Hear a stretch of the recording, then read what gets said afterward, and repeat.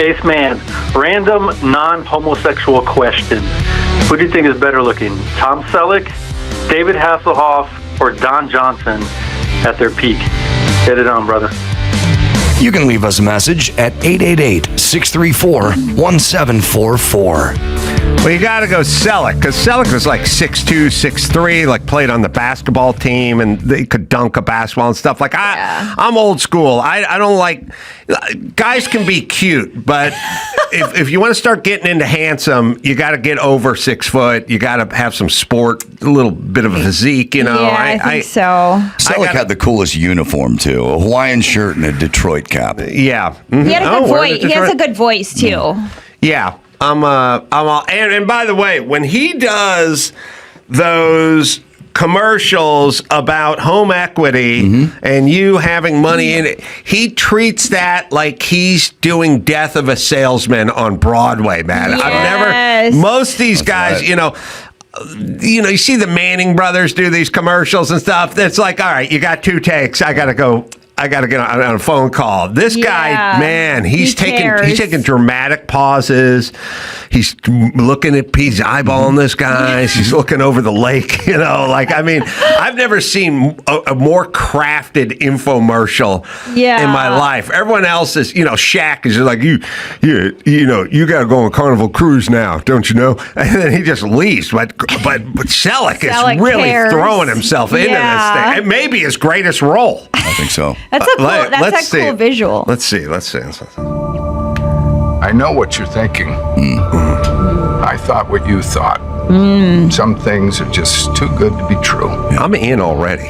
Just like you, I thought that reverse mortgages had to have some kind of catch.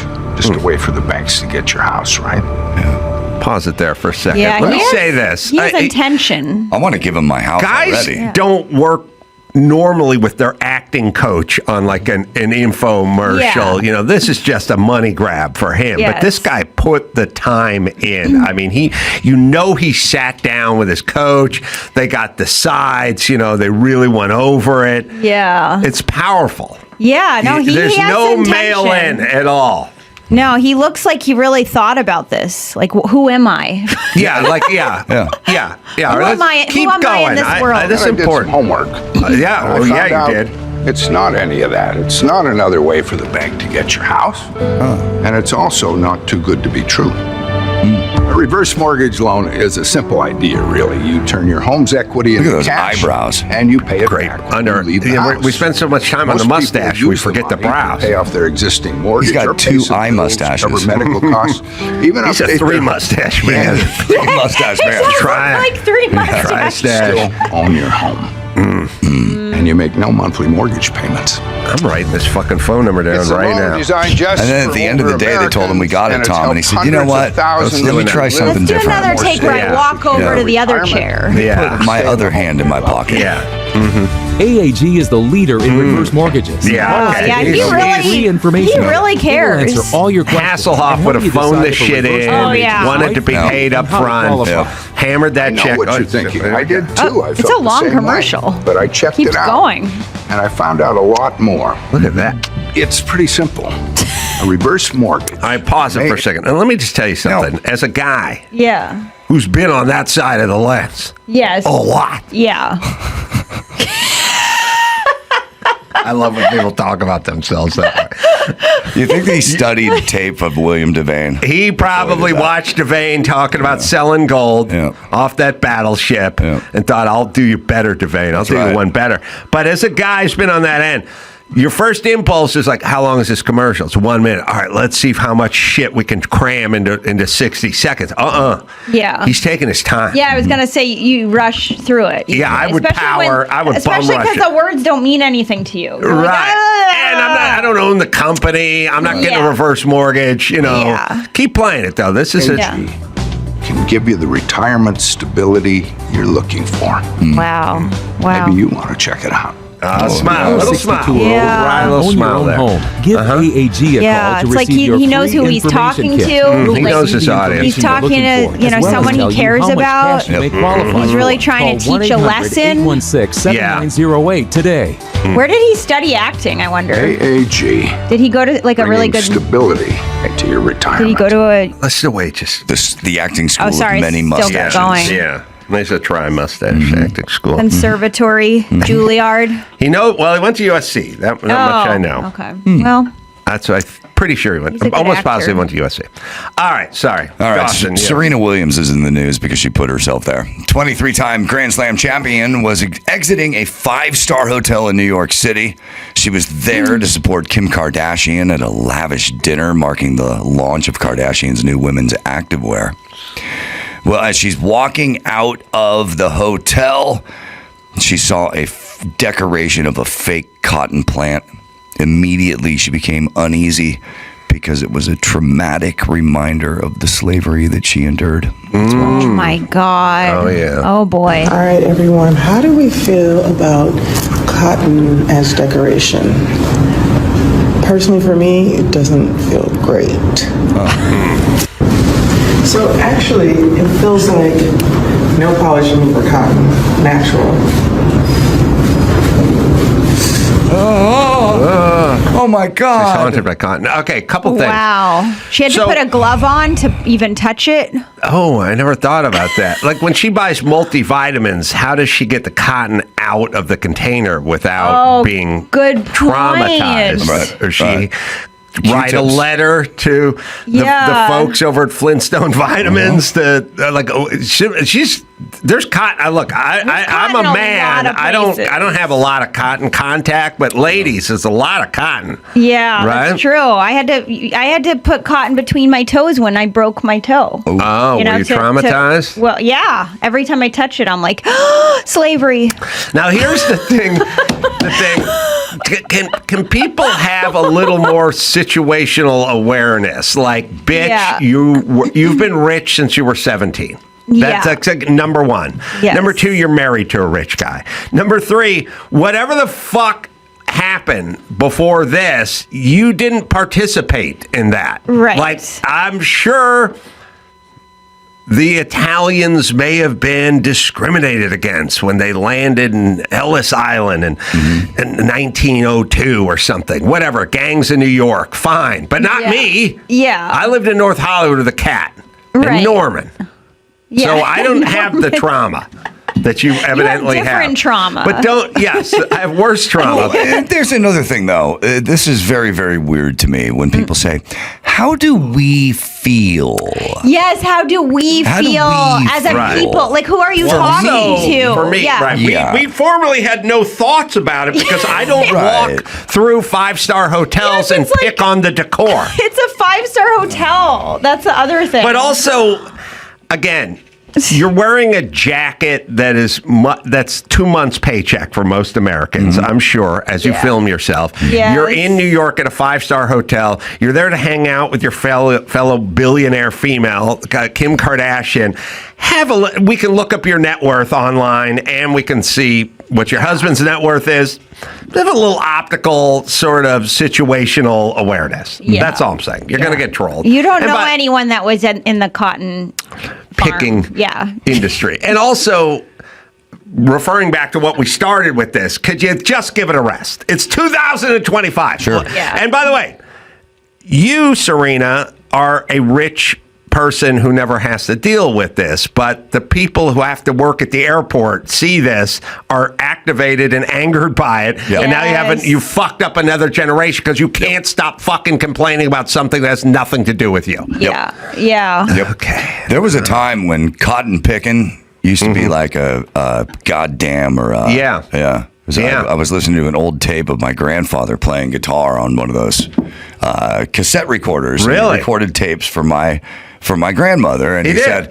said, I'm gonna try to do this again, honey. But every time I press play on this thing, I can't do a cotton picking thing. Yeah, there's cotton picking. Holy shit! Wow.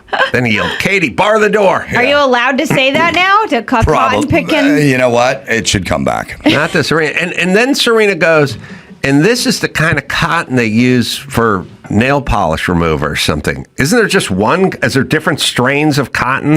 First of all, that know. plant was fake. It's not real cotton. It was just sticks with cotton swabs on it. But whoever... And then she took part of it off? Yeah, she destroyed it. Yeah. Yeah, she desecrated my cotton motif. I wonder she had to pay for that. Somebody over at the Marriott should have her reimburse them. But anyway, here's the whole point. Weird. If you're just going to look for it, then you'll find it. Right. Yes, We need to yes. take away people's sense of self. And also, you're not that important. It shows, and this happens a lot, where it shows and there's an out of itness, an out of touchness where you've flown private for travel for the last 15, 20 years. You've only stayed 4-star hotels. It shows how out of it you are, that you don't know what it's going to look like to regular folk. Right. You know what I mean? Yeah. All right. Yeah. Her husband's worth $150 million, and then she's worth $300 All right. Oh my God. Well, if you live in Dearborn, Michigan, and you have to get up early for work, you no longer need an alarm clock. Why? Because a contentious battle is brewing in Dearborn over a mosque's use of an outdoor loudspeaker for its call to prayer. Wow. 5:30 a.m. Oh my This happens. God. This is in Dearborn, Michigan. Oh my God.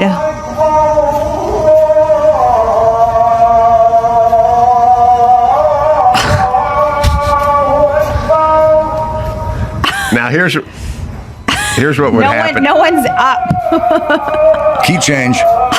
Here's what would happen to me. I'd be sleeping, but I would be incorporating this into my dreams so I wouldn't wake up. Oh yeah. You know, sometimes like when you're sleeping and the garbage truck's backing up, like neat, neat, neat, and in your dream you're sitting in front of a microwave and my burrito's ready, neat, neat, neat. Like you try to rationalize. You don't want to wake up. I would just be dreaming I was abducted by terrorists. Yeah. And I was like in the back of a van being driven through Mosul, you know. Can't believe. So they do it every single day? I believe it's every single day. One resident spoke at the city council meeting presenting a signed petition over the speaker at the Dearborn Community Center. She cited a city ordinance that states that people are prohibited from creating the continuance of any unreasonably loud, disturbing, unusual, and unnecessary noise which annoys, disturbs, injures, or endangers the comfort, repose, health, peace, or safety of others within the limits of the city. Now, here's the thing. Here's what I heard about this. All Muslims understand and know when the call to prayer is. They don't need this. Right. This is more of a, hey, F you, we're shoving this down your throats. Yeah. Well, listen, all Dawson's wanting to play a clip. No, I would just like that fader to be turned down, please. Oh, okay. All right.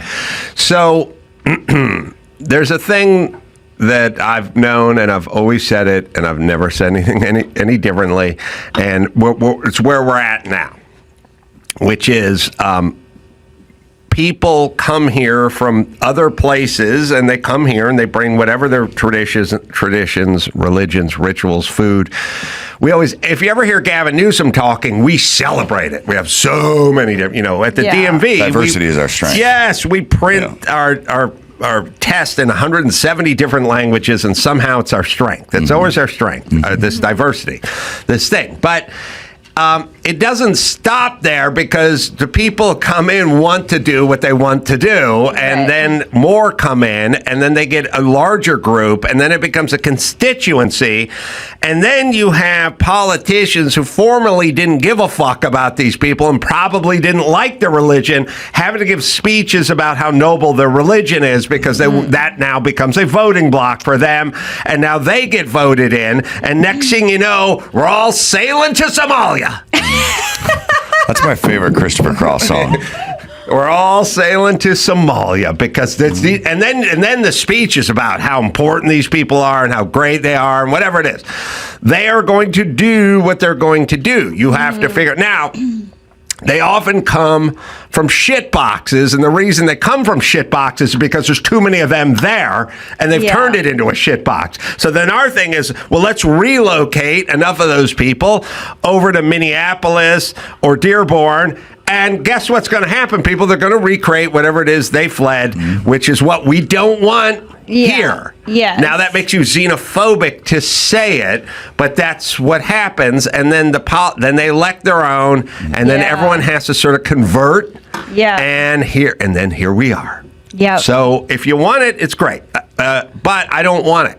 Yeah. And people are here because they don't want it, and the people who come here shouldn't want it either, because you shouldn't want to recreate what you fled. Right. That's what I'm saying. So they're doing some decibel tests, and they found out that it's a little loud, but that's there we go.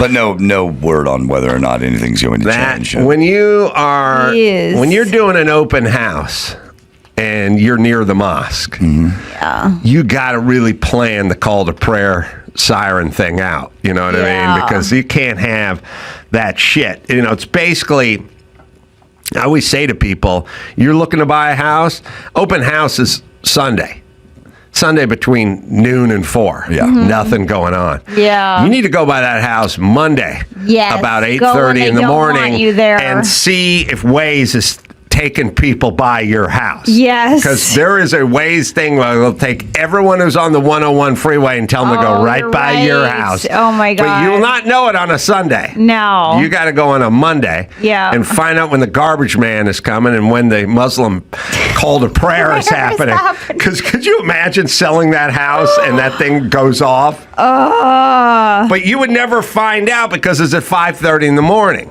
The realtor. That's true. Open house is noon to 4. The realtor would be like, listen, you live here, you buy this house, you will never miss prayer time. That's I right. promise you. That's right. Nice Muslim family. All right. So Bill Maher had a show this weekend, and well, let's just see what he says in his closing monologue. I'm not sure what I think about it.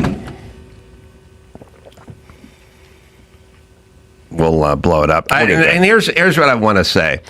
Bill does this a lot, but then he backs it up with like he'll say something totally sane, and then he'll close it with something totally insane. It's like Right. you ruined your whole point. he does that a lot, and he also does a lot of like both crazies on both sides. It's always both sides. By the way, if Democrats ever admit to both sides, that means they're doing it.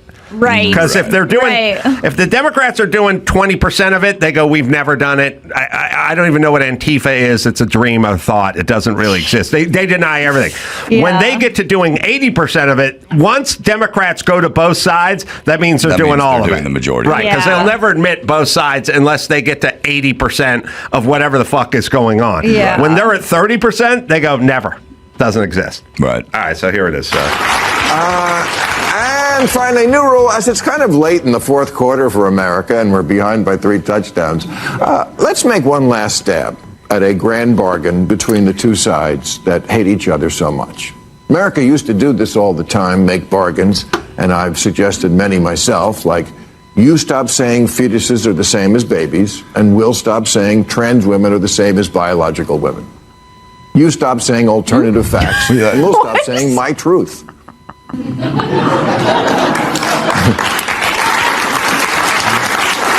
Is that Mark Maron?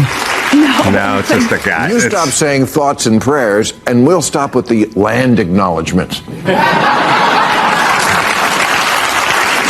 I don't agree with anything. But you can't admit compare there's no the such thing two. as No, you voter can't. fraud, and we'll admit that getting a picture ID isn't really that fucking hard to do. Yeah, there's plenty of examples of voter fraud. Yeah, I'm confused. But as it is so late in the game, let's just go right to the granddaddy of bargains now. The left will seriously quash all their loony woke shit, and the right will stop the slide into autocracy. That's really the only card left to play. All right, let me just. I don't know what he's I saying. don't understand any of it. All right, let me just say this. Erica, you're such a dainty I know. little thing. I can explain this to you. Okay, thank you. And Dawson, I think you'll understand this one too. Yes. Okay. Autocracy, authoritarian, dictatorship, Hitlerian. Okay. Okay. the claim is that's what the right wants. Like if you're on the right side, if you're Trump, you're Hitlerian. But, if you're a Republican type, you're looking for control. Right. And what you're describing... Censorship. Yes, what you're describing is control. Mm-hmm. Okay, so who wants the control? What side wants the control? You claim we want the control. We claim you want the control. Well, here's the good news. We just had a little experiment about 3 to 7 years ago. It was called COVID. We did an experiment. We had a control experiment. Yep. It was just an experiment. Who wanted control? Who didn't want control? Yep. Yes. So you had something called COVID. And COVID is just COVID. It doesn't have an R or a D next to it. It's just a thing. So then the question is how did one side react and how did the other side react? Well, I live in a place where they shut the schools, shut the beaches, shut your business, shut funerals, shut visiting Nana, and then they fucking tried to force everyone to get an unproven jab, a vaccine of an untested vaccine, force everyone, or you'll get fired from your fucking job or thrown off the fire department. That's what you guys wanted. Yeah, that sounds like control to me. That sounds like control. That sounds like authoritarian dictatorship control. You calling arrested for people to lose their jobs. Yes, you arrested a guy who was paddleboarding in the bay. My friends who own a business 3 miles from here, it's now gated and closed because you shut down outdoor dining, and they defied your control. Yeah. They stood up. Mm-hmm. Oh, they stood up. They spoke truth to power, and you fucking sent the feds in and you shut them down. Yeah. And now they don't have a business they had for 50 years. Yeah. So spare me your fucking discussions on authoritarianism. Jesus goddamn Christ. Yeah. Let me give you an example. You got Gavin Newsom. Mm-hmm. He's the one who's worried about all the authority, right? And control. And then you have Ron DeSantis. That's his arch nemesis. He's over there in Florida. Well, good. We've had a little experiment. We did a little experiment. It's a place called Disneyland, a place called Disney World. Mm-hmm. The guy in Florida kept Disney World open, and you shut down Disneyland. Yeah. Same COVID. So who really wants the control here? We did the experiment. Yeah. And you guys all dove on the opportunity to take control. Whereas the others on the other side of the aisle said, no, I'm not going to tell you how to live your life. They argued to reopen everything. You argued to shut everything and then fire everyone who defied you. And then you went to big tech and you told them you need to control these alternative voices. Yep. So don't give me this fucking lecture on control. Yeah. It's insane that they even have the balls to do it when we just got done with an experiment called COVID. Thank you. Yeah. It goes even deeper. There is now a new law, I believe Gavin signed into law in California, creating a new board that is going to judge whether or not your tweets are offensive, and you will have to pay fines. Are you serious? If deemed that offensive. Sounds also like controlled. Yeah, and then that's censorship. I mean, that's the same thing. Yeah. He offers you something with his left hand and then slaps you in the face if you take it with his right. Right. Yeah. And also, listen. Your ideas on the left are not good enough to compete with the ideas on the right, so your job is to go around them and go to Twitter and Facebook and tell them to be canceled. Yep. Right. Why don't you come up with better ideas? That's all. That's all. I mean, it's all they did during COVID. All they did was control and fucking lie and try to get every dissenting voice deplatformed, and they tarred and feathered them. They made them into pariahs. Yeah.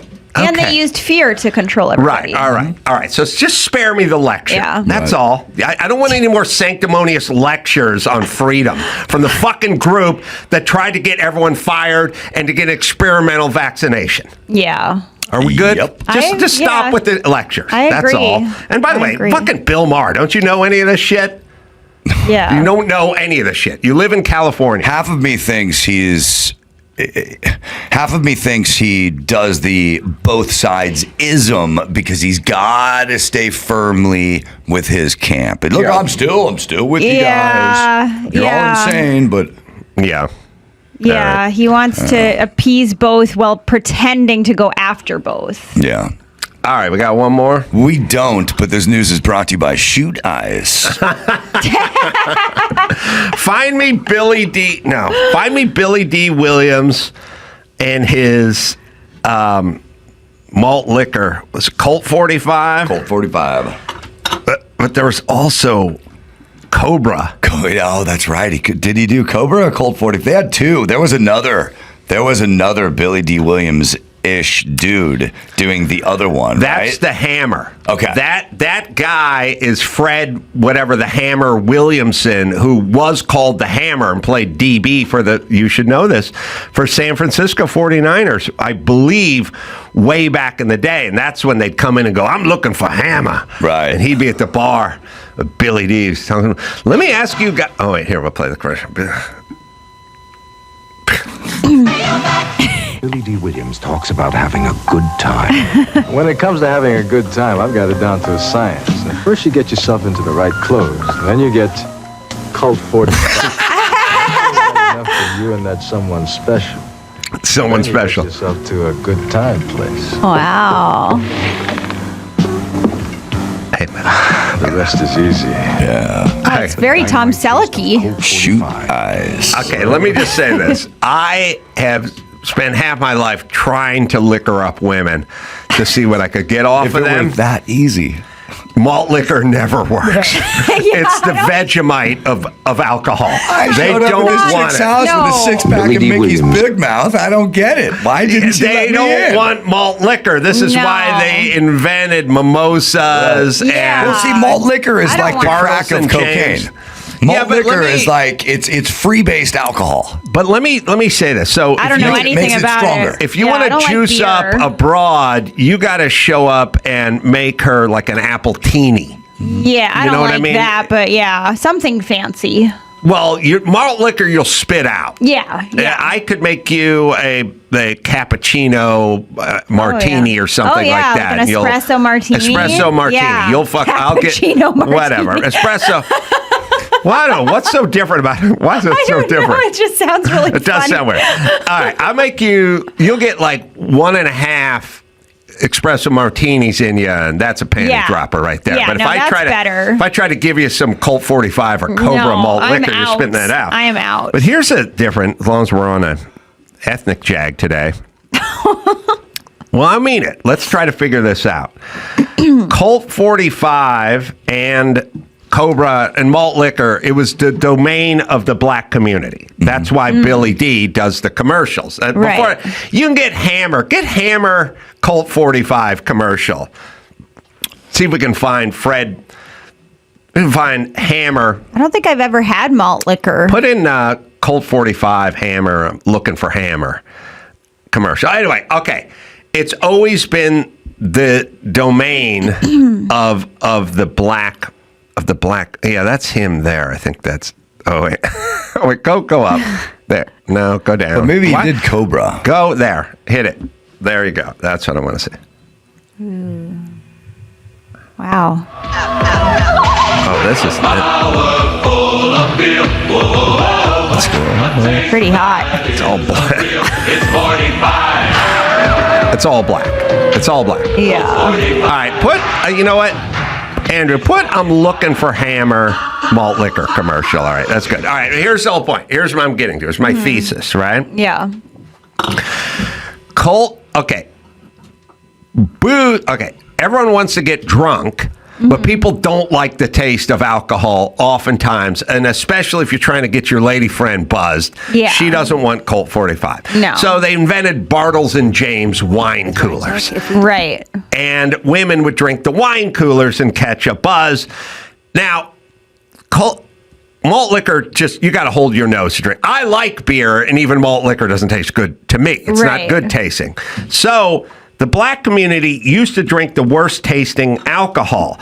Now, Snoop Dogg has a cotton candy flavor vodka, and it's Ew. all syrup and grape, purpley sweet. So they Ew. went Drank. Right. So what happened to the black community? Because they were drinking the nastiest shit ever, and now everything's got some cotton candy. Oh, I wonder if Cotton Serena candy Williams sounds has a gross. problem I know, with the that's cotton what candy. I was gonna say. Serena's going to show up at the county fair, boy. see the cotton cotton candy and then shoot a video of herself complaining. Oh, that is so triggering. Oh, Martin Cove is in this from Karate Kid. All right, here's what Fred Williams is saying. He's looking for a hammer.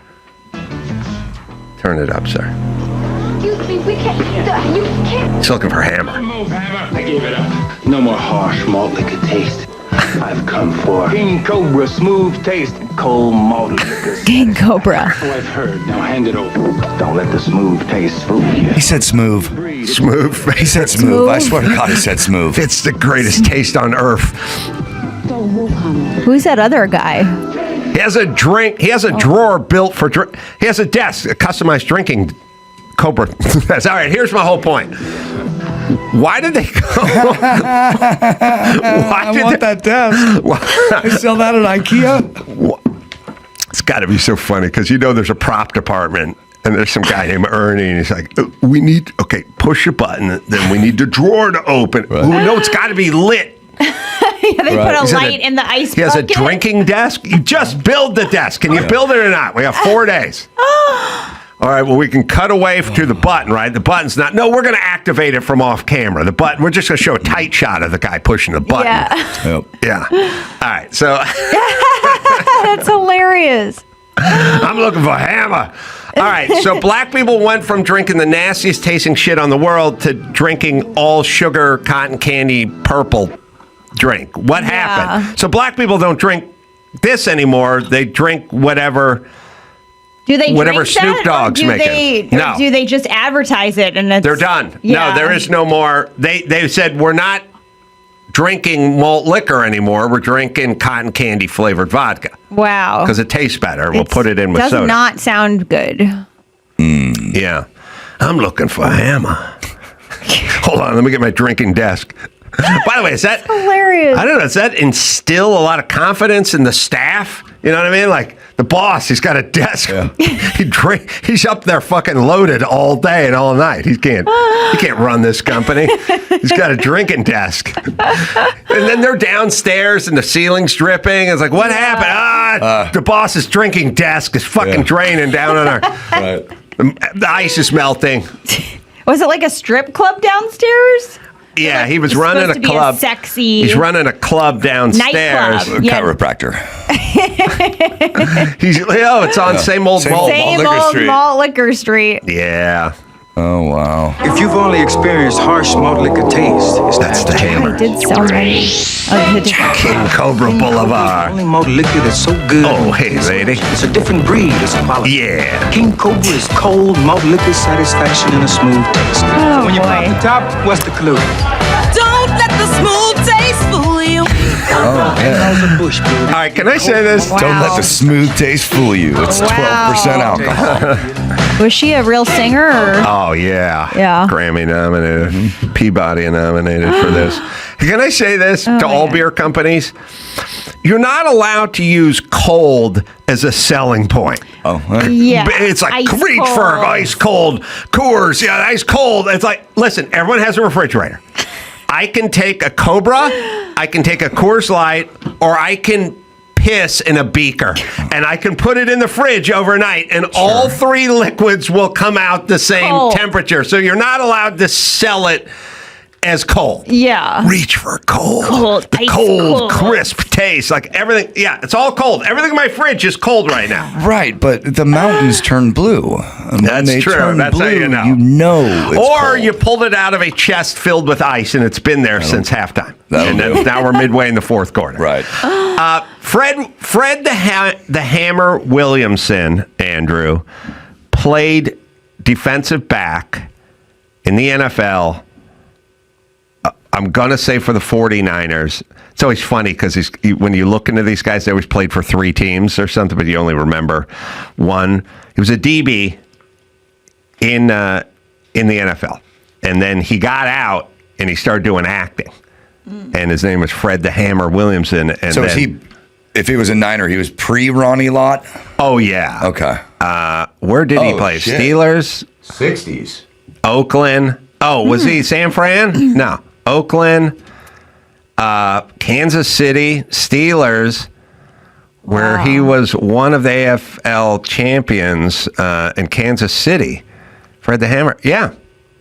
He was a big time ball player. All right. Wow. Yeah. And then he Wow, died he has a lot of credits. semi-recently. Yeah, he was in From Dusk Till Dawn. Wow. That Tarantino movie. Remember that? Yeah. He was one of the, just drinking a malt liquor at the cantina with everyone else. Yeah, that guy worked. Wait a minute. He was in a movie called Black Cobra. Wow. Starsky and Hutch?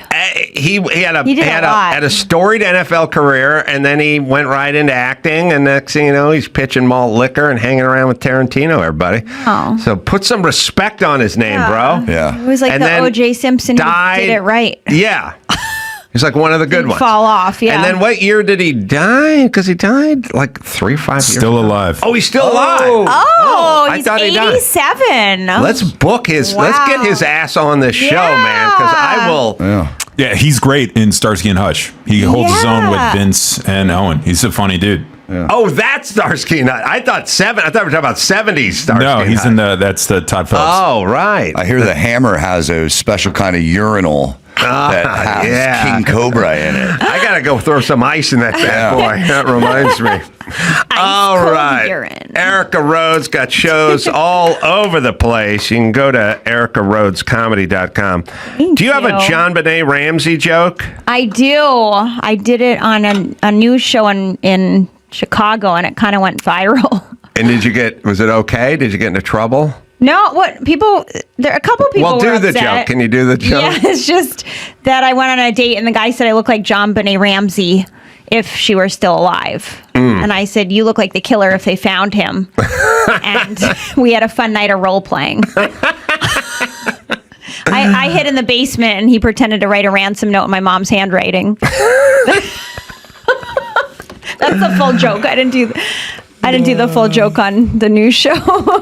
ericarhodescomedy.com is where you go. I'll be this weekend at Kimmel's Club. What happened to that guy? Is he still around? I'm going to send him a text. That'll be Thursday, Friday, Saturday, doing 2 shows every night. Oh, there's 2 shows Thursday as well. I can't get proper information. Anyway, we'll figure it all out. So, till next time, Adam Carolla for Dawson and Erica Rhodes saying mahalo. Back to the Adam Carolla Show. I like Gene Simmons because I can bring up Gene McDaniels, and if I do that in front of any other American, they go, "Who? What? What are you talking about?" I'm sorry to say you could bring up Rudy Valley, and I'll tell you more than you'd ever want to know. Yes, I know. It's encyclopedic is what it is. But also sobriety, not sobriety, but I just mean you traveled through all these, everyone else when they go, well, I met the Dave Clark 5 at the Whiskey in 1977. They were probably drunk. Yeah. You know what I mean? So it's a little fuzzy in terms of some of the details. But at 13 years of age, I was always invited to Sweet 16s. They used to have these things, girls at 16, and they'd invite, the guys and potato chips and Coca-Cola and stuff like that. That's what we had in those days. And spin the bottle, but that was later. And they'd always invite me because they thought I was older because I was tall and all that. And I noticed early on the guys would start drinking and acting like morons. So like a vulture, I stayed straight on the side, waited for the guys to throw up on the girls' shoes and all that stuff, and then just swoop in and take any girl you wanted. It's really the drama class versus the football team. You guys go out for the football team thinking they're going to get the girls, but really the smart move is going out for the dance or the drama.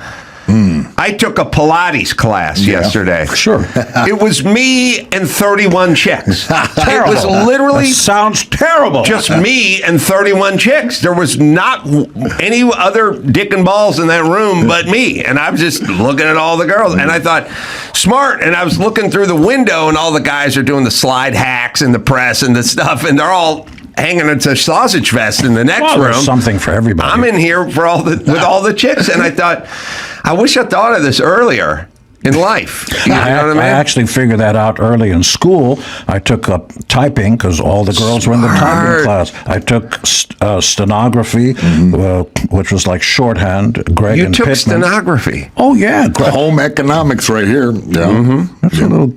I know. That's a little gay. Yeah. That's a little gay. But I mean that in a good way. Oh, yeah. To all our friends. Stenography. Yeah, because all the girls were there. And I got work right away. I worked for Williamson & Williamson, a legal firm, and did, take a note, Miss Really? Simmons. Oh, yeah. Stenographers and stenography machines have abbreviations, right? In that you court, have to know? In court. But with a pen and pad, there's its own alphabet. Like high would be like a check mark. Kind of a thing. So you can talk at full speed and you basically get it. So it's a little bit like American Sign, and that American Sign Language is kind of its own language. That's right. And it's not just what's being written at the bottom of the and screen. You know what that is in sign language. The devil horns? That's rock and roll? No, young man, no. You have a long... So this means I love you. Oh, yeah. I-L-U. And I've got... His Holiness the Dalai Lama is doing it with me, and Clinton, and you got everyone doing it. Yeah. Are you bothered? This is a side right now? Side to side. No, I don't like it. What? Marley Matlin, she does the signing, and she has her spokesperson, and it's a dude. Yeah. I don't like the dude voice coming off the chick. Oh, I thought you meant she should have a chick doing the voice. That's what I'm saying. Oh, you are? Yeah. That's very sexist. I know, but I'm sticking with it. All right. And listen, I wouldn't want a dude coming through a chick voice. Yeah. It's bothersome. I don't like it. Well, I'm taking a stand. Some people listening to the show know where you live. I don't really think it's a sexist thing, because I think when you're talking about, so this is from Dancing with the Stars. In Dancing with the Stars, you have to say, I was a judge. We had a chemistry. I liked the way he felt, up against me. Yeah. So we aesthetically we make a good couple. When a dude's voice. Yeah. You say that. Say what I just said. Go ahead. Which one? I like the way he felt. I like the way he felt. I like the way he moved. I like it his doesn't. chemistry. It's not right when it's the coming. body felt If good. I was a woman, it wouldn't. Sounds like we're in jail. It doesn't it's work. really troublesome in the bedroom if you have No. the It off to the doesn't side. Sounds work. like we're in jail. Yeah. So I'm just saying. That's just me.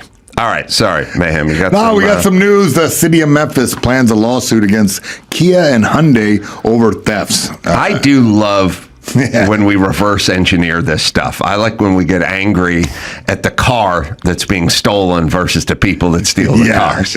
Well, I mean, we're in a weird time where I was talking to Dr. Drew the other day. He's in a pharmacy. He couldn't get to anything because everything was in a cage. Oh, well, that's because of how human beings act, certain human beings. Right. But I'm saying these cars are easy to hack and then steal. And Memphis is angry at the manufacturer. Not the people that steal the cars. Well, but it not just easy to steal, like comically easy to steal. And also the interesting part about this story is that on TikTok it went viral. I in fact did some research and looked how easy it is to break into a Kia or Hyundai just with a USB. They show it. No. So it's like a conspiracy with the Asian countries, China, who owns TikTok, and Hyundai and Kias and Korea. It's like they let the car be stolen very, very easily. All right. Well, so let's dissect this for a second. If you want to know where I stand on this stuff. Yes. Gene, you want to know? Yes, please. There are things that companies do where they pretend they don't want it to happen, but they profit from it. Yes. How so? The iPhone is shaped like a bar of soap. It's just shaped like a bar of soap. And they do $2 billion a year in replacement and repair because it flies out of everyone's hands, right? I have to apologize. I thought when you mentioned it's shaped like a bar of soap, I thought we were going to the dark side. No, we're still in the light. And glass on all sides. Yeah. And so you go, well, they don't want their product to slip out of people's hands and break. And you could say that about drug companies. I used to say to Dr. Drew all the time, he'd go, well, I know people that are on 90 Norco a day. They're on 90 pain pills a day. And I said, well, that sounds pretty good for the company that makes Norco. And he'd go, no, they don't want that. And I'd go, why don't they want that? And he'd go, they don't want that. And I'd say, well, look, I take 3 every 7 years. They're not making money off of me, but if someone's doing 50 a day, then they're making money. He goes, no, they don't want that. Well, they do want that. Yeah. It turns out they wanted that because they're a business. But not just consider the source, but consider where he's saying that. So, but does Kia and Hyundai want their cars stolen? See, I would say so, yes. You think they do? Yeah, because then. But what's in it for them? Well, the insurance takes the hit because all these cars, like, they didn't factor this in, I would guess. They didn't factor this in to the insurance rates initially because they didn't know that this was an issue. So then the insurance company pays for the repairs, whatever. Are you and like people from buy Boston or someplace? Because the way you say insurance, you say insurance. Where are you from? Oh, man, I'm from America all over. I'm Army brat, so I zigzagged all over this country. Yeah, insurance is the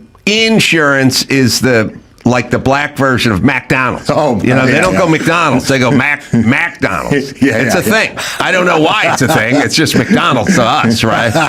But it's insurance to the white trash and the black folks is Mac.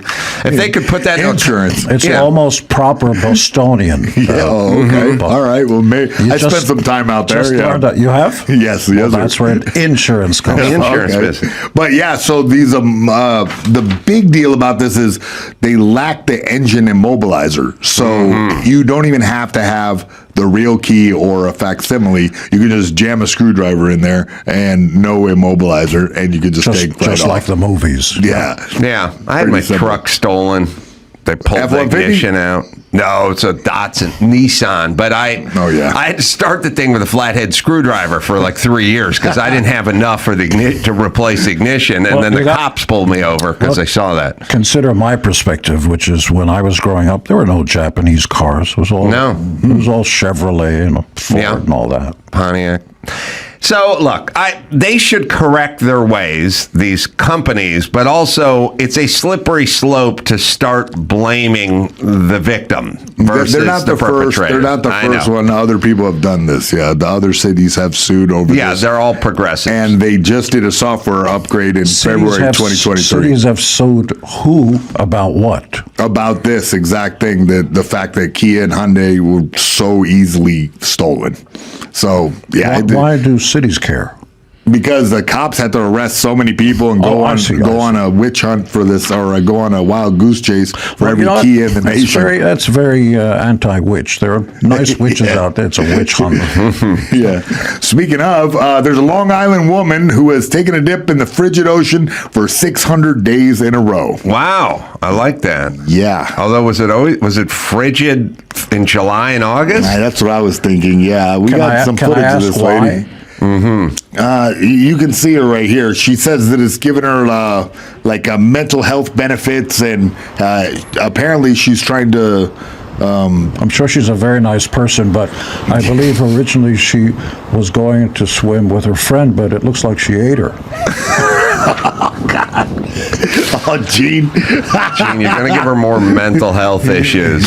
Yeah. All right. So I'm already damned. Everybody hates me, so there you go. I do the cold plunge as much as I can. It's good for your head. Why did she do it for 60 days? It's just part of her routine. I think Ace always gets on this where it's good for the mental health, and she's on that same boat right there. And well, she's not on a boat. It is. She's going to be hit by a boat.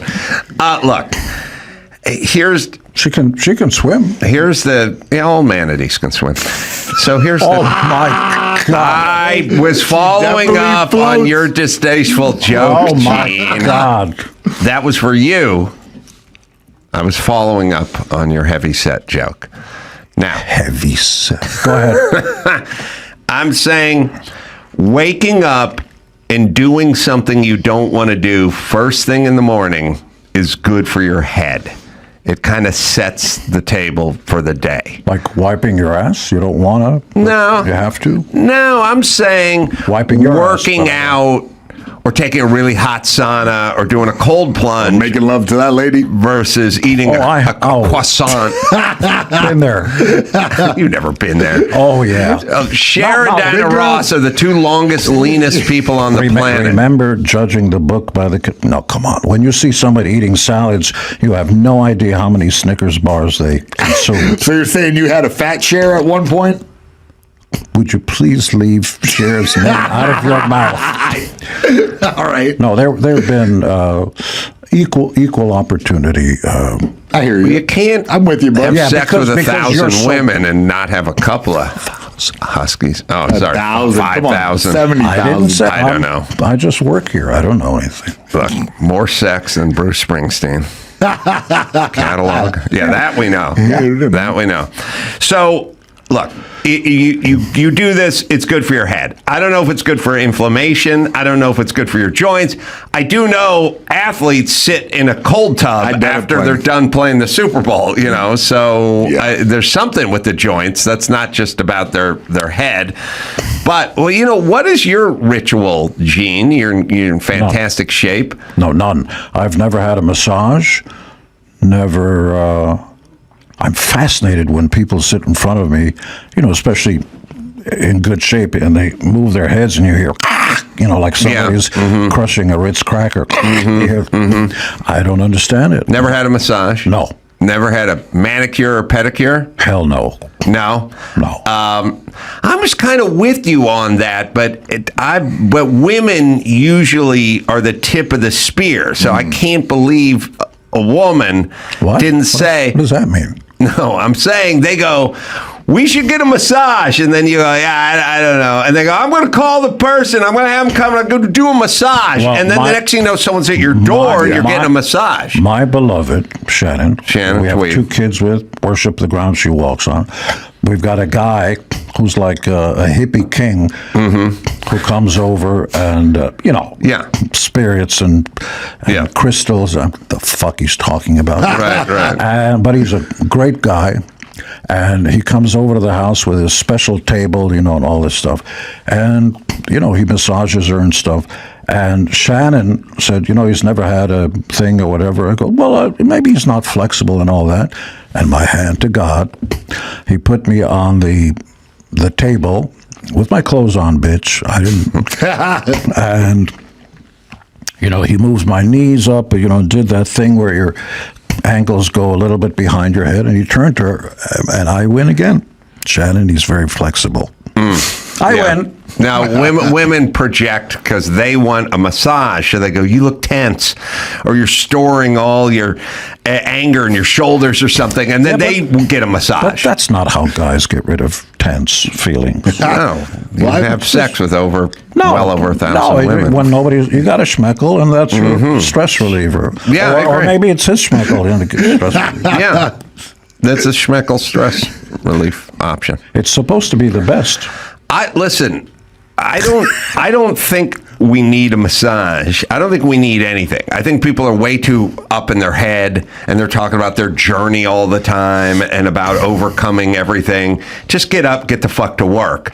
But if you can create a little diversity, adversity. If you can create a little adversity in your life, it'll make you a little stronger. Meaning, you get up and you want Danish for breakfast, but you don't. You eat scrambled eggs, and you feel a little better about yourself. The hardworking people on this planet, especially American farmers especially, they get up at the crack of dawn. They work their butts off all day long and everything. They don't worry about bacon, schmaking, or they just eat. They don't need therapy. Guess what? They don't work out. No, they're old school thin. They work. It's called working. It's called working. Yeah. But you have to understand as well, my job for many years was construction worker by day and boxing coach by night. That's a lot of stuff. And I was poor. So I couldn't get fat. Because how would I get fat? I didn't have any money, and all I did was work on my feet all day, every day. And then at some point, I came into a radio studio and I sat down and they said, sit there and talk for 4 hours. And then, speaking of potato that's chips, different. You were a boxing coach? Yes. For guys, boys, what? For guys mainly, but there are a couple of women in there. I taught at a place called Bodies in Motion in Pasadena. It's not a boxing ring. Listen, how dare you? It had a boxing ring in it. And Mike Weaver taught with me, former heavyweight, built like a brick shit house. You want to talk about a physique on a guy. Mike Weaver. Do you remember Mike Weaver, what Mike Weaver looked like? Yeah. Find me the right picture of Mike Weaver. This is there's no juicing going on. He didn't lift weights. He was just a brick shit house. There is such a thing as DNA. There is such a thing as DNA, and Mike Weaver got himself a heaping helping of DNA. If you find heavyweight Mike Weaver, anyway, heavyweight Mike Weaver taught, and then the Weaver triplets taught. Yeah, his half brother. That's a beast, yeah. Hey, is that a fucking beast? No, yeah.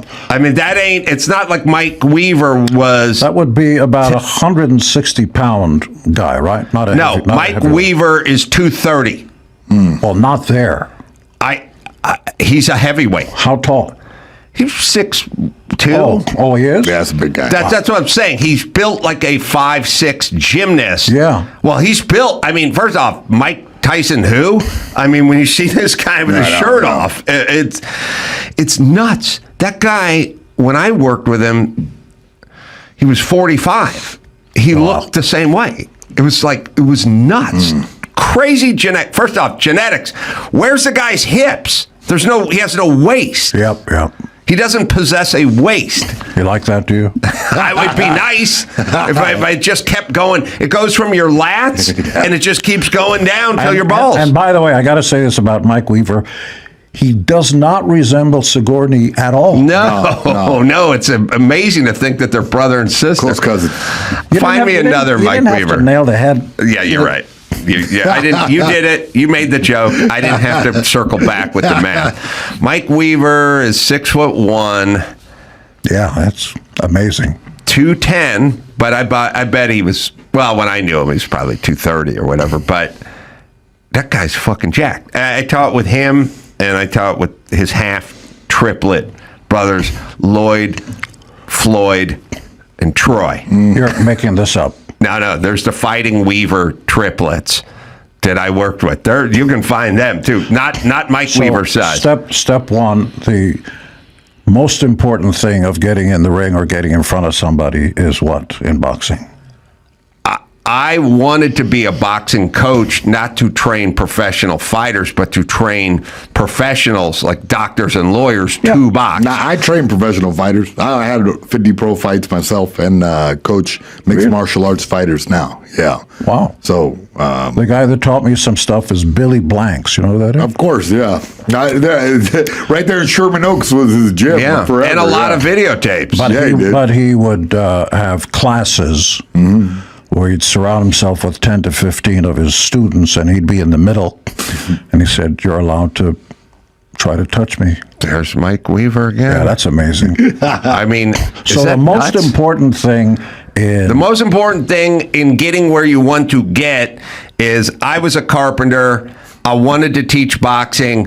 I went into the Bodies in Motion on the west side. The guy, Bruce, was behind the counter. I said, I want to be a boxing coach. He said, we already got Mike Weaver and the Weaver triplets. We have professional fighters and ex-champions. You're nobody. Go home. And I said, okay. And then I looked over his shoulder and I saw a bunch of shit sitting on the floor. Speed bag stands, heavy bags laying on the floor. And I said, hold on, you want that shit put up? And he goes, yeah. I go, you want me to put up the speed bags? He goes, yeah. I go, you want the heavy bags hung? He goes, yeah. I go, well, I'm a carpenter. I could do that. He goes, oh, okay. Nice. Where are you going? I go, listen, give me $10 an hour. $10 an hour. I'll hang all this stuff. I'll do all of this. I'll do it at night after the gym closes at 10. I'll come in. I'll do all this stuff. You let me try to teach a class. Don't even pay me. If I'm no good, I'm no good. But give me a shot, and I'll hang all this stuff. And he said, come on in. Impressive. That's how it works. Do you know how Spielberg got his start? Hanging speedbacks.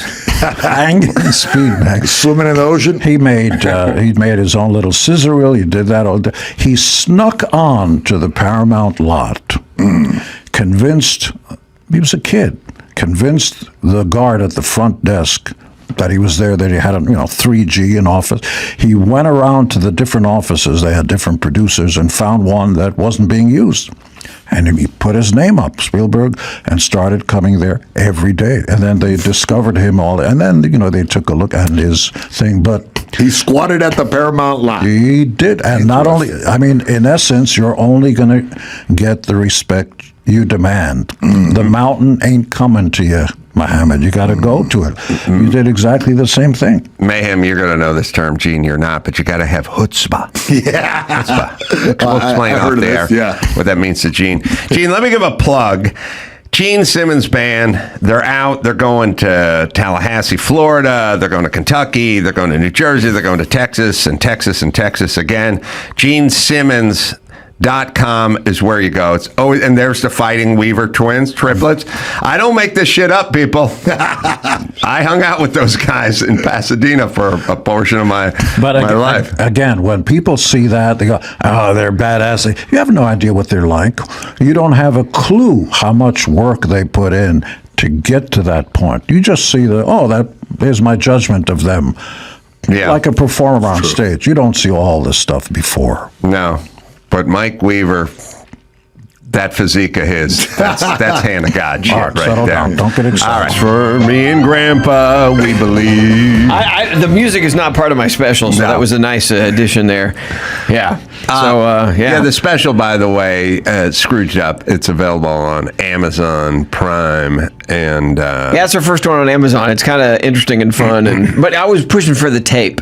They did that for a while. When they'd have specials or TV releases or whatever, they'd put it on the tape on all the Amazon packages. Oh, they would. Yeah. And then they quit that. I barely missed it. But man, how cool would that be? Tape all over the world with your face. Times, God, so many units. Yeah. You know what I mean? Yeah. Do you go to the store anymore? I hardly ever go. I'll go to Home Depot, and that's about it. I'll go to the Home Depot too, but I kind of like the tactile version, like the low resolution, antiquated version of shopping. Because the thing about Home Depot, I walked into a Harbor Freight the other day. Right? Oh, yeah. And I didn't have anything to buy. I just wanted to wander around. Sure. And also, it's nuts. I ended up buying stuff anyway, because there's two kinds of shopping. There's here's what I need shopping, and then there's and that's in and out. Right, but then there's like, I didn't. That's right. Stainless steel tech screws. I don't have any of those. I need stainless steel tech screws, self-tappers. So I walk into this Harbor Freight, but it pisses me off because things used to be expensive when I was poor. Oh, so I bought a 42-inch and I bought two 42-inch TV sets for Jimmy Kimmel once for his birthday. Right. And they were $3,400 each, right? What? $3,400 each. Flat screen. When was this? This would have been... Oh, okay. You were saying a long time ago. No, I'm sorry. I'm sorry. I thought I set it up, but I didn't really set. Things used to be expensive. Okay, I got it. Okay. A flat screen that was 42 inches was like $3,400. Right. And now I got a 75-inch TV sitting in the back of this place. Right. And I say to my AV guy, I don't need it. We should just sell it, or what can we get for it? He's like, it's not worth anything. Yeah. And I'm like, well, it's got to be worth $500 or something. No. It's not worth anything. And then you go into the big box store and they got 75 inches for $475. And you go to the Harbor Freight, you see cordless impact guns for $14 and stuff. And I'm like, when I started off, tools were expensive. Yeah, what? So explain that. Is it supply and demand? Yeah, I mean, it's that simple? It's everything, but I mean, a cordless 9.6 volt cordless Makita with a keyed chuck, not a keyless chuck. Right. It was like $120. Right. Now you can get cordless impact, whatever, 20 volt all day long, $40, whatever. It's everything is there. Right. You couldn't get an aluminum floor jack. You had to run a NASCAR team to get an aluminum floor jack. Right. You know, it was $800. Now it's $69. Right. Everything, it's China. Yeah. It's all it's practically free. And the thing that's crazy about it, and the reason I'm angry, is because when I was super poor and I was making $8 or $9 an hour, all this stuff was really expensive. Sure. Trimmer routers, plunge routers, everything. Now I'm rich and it's free, and I'm angry. I feel the same way about cocaine. All right, ma'am, you got some news? Yeah, there? we got some news. Getting dark right here at the top. A chilling video shows gunmen executing Brian Thompson at close range as United Healthcare CEO stumbles away in NYC streets. I saw this as leading the news. I saw this on the way in, yeah. I mean, he was assassinated, right? Yeah, essentially that's what happened, yeah. I mean, the guy had a silencer and everything. I mean, it was a hit. It was a focused killing, yeah, definitely was a hit. Right. All right, I don't want to see any more of this. It hurts my teeth. Somebody was paid to shoot this guy. Yeah, it certainly appears that way. The shooter fled on foot down an alleyway before mounting an E-City bike on 6th Avenue. So it was a very planned, pretty, good hit, like a well planned out hit, and he got away. We don't know who it is. We don't know the backstory yet. I guess United Healthcare is taking over the healthcare space now here in America. So that could have been a motivation for the killing. There's a lot of unhappy campers, I think, with these. I got to tell you, I was fired up when the insurance denied me for a pre-existing condition a while back. Oh, really? A good long time in my fighting career. They told me, oh, yeah, well, yeah, that's a pre-existing condition. I'm like, yeah, but you let me do the fight with this the fight was okay to do, but now that I re-injured the thing, now it's a pre-existing condition. I was pretty mad at the insurance companies. Yeah. Well, look, it's a kind of a flawed relationship because you give them your money for long periods of time, and then you say, I'd like some of that money back for this operation, and they look for reasons not to give you the money back in the form of the operation or whatever it is. It's kind of inherently flawed. Yeah, because you put a middleman between the healthcare and... Well, can I tell you my only hospital experience? Yes. It was about 2 months ago now when I almost died. Really? Oh, yeah. So it's changed my perspective. Everything almost dying should. Mm-hmm. Whatever circumstances led up to me being ill, by the time I figured out that it was bad, I had like 103.2 temperature and a horrible, horrible headache. And I said to my wife, this was on a Saturday night. By Wednesday was when I was feeling bad, and by Saturday it was gotten this bag. I said, I've never felt like this. I'm going to the hospital. She goes, that's a good idea. So I got in a truck, drove to the hospital. Did you yell to the Batmobile, or did you just go to see this? No, Alfred drove me. What's wrong with you? So I get to the hospital on a Saturday night in L.A. at the emergency room, and I sat in the emergency room for 28 hours. Yeah. Yeah. Really? Oh, yeah. 28 hours in the emergency room. What? Oh, yeah. And they were administering things to me because first of all, they didn't know what was wrong with me. Mm-hmm. And so they just started pumping me full of stuff. And finally, 28 hours later, on the 29th hour, I got a hospital room. And they started pumping me full of stuff. In my 6-day stay, wow, I had a full... Here, I got it on my... hold on a second. This is like too stupid to... It's on your phone. It's on my phone because I talk about it in my stand-up. Mm-hmm. I had... Oh, I can't find it. Here. No, that's not it. Which dummy talks about it? Yeah. It's my stand-up. So I had a full panel of steroids, a full panel of antifungal drugs, a full panel of antiviral drugs, a full panel of 16 different antibiotics. I had 1 CT brain scan. I had 3 full MRIs and one of them with the the sparkly stuff to show where the blood's going. 3 different ones. I had a spinal tap. All of this in 6 days. So you had to sell the Vector to pay for all this. Yeah. The bill came, and it was so literally interns were telling me as they would wheel me down the hospital corridor to go, stop telling them you have anything wrong with you. Don't even tell them your toe hurts. They will find it. And I had 2 kidney scans, and another scan full of all the organs.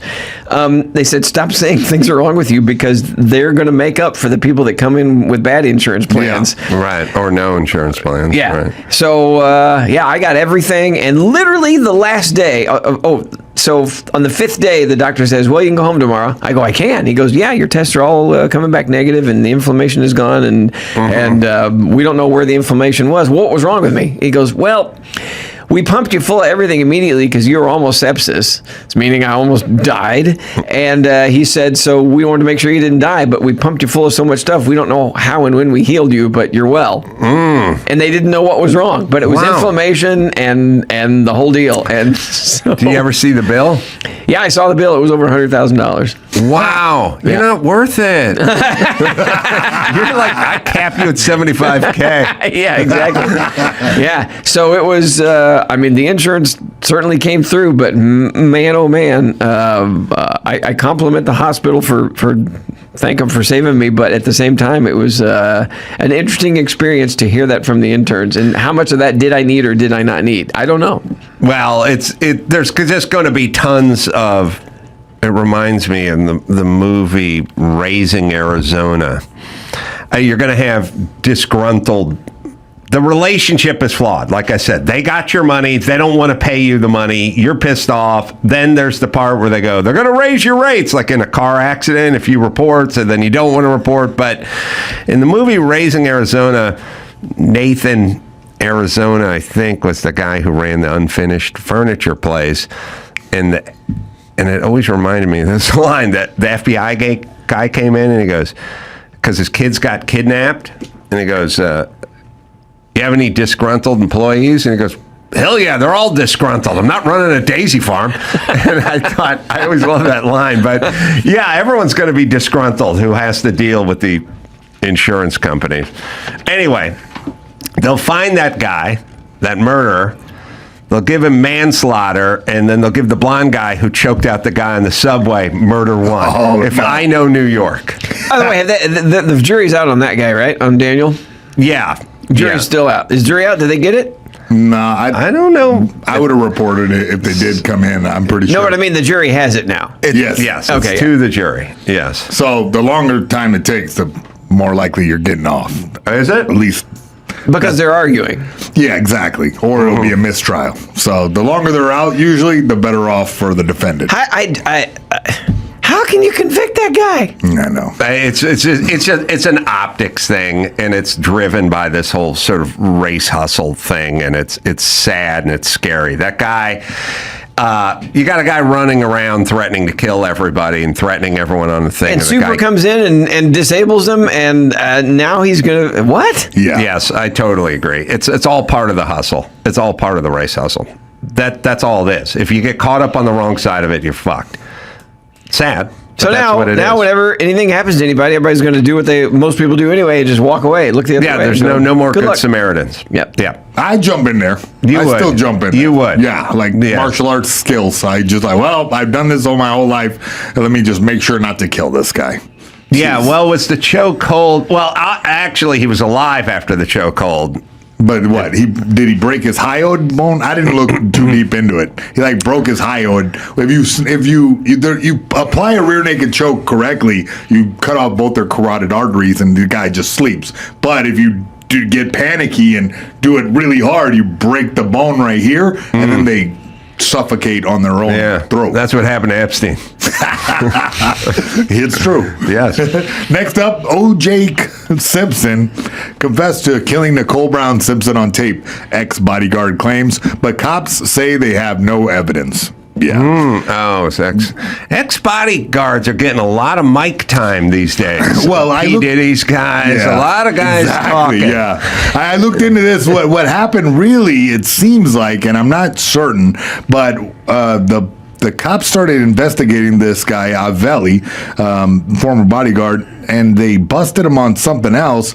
But during the investigation, he claimed that he had this tape, well, actually a thumb drive of Simpson admitting to killing Nicole and also implicating an unknown third party in the 1994 double murder. Turns out bodyguards and nannies do a lot of talking after the fact, you know. Well, it's a little scary. And between the nanny and the bodyguard, that's 24/7 coverage on you, right? Yep. Because the bodyguard's standing out front of the front door and the nanny's inside the house. Bodyguard's standing outside the house.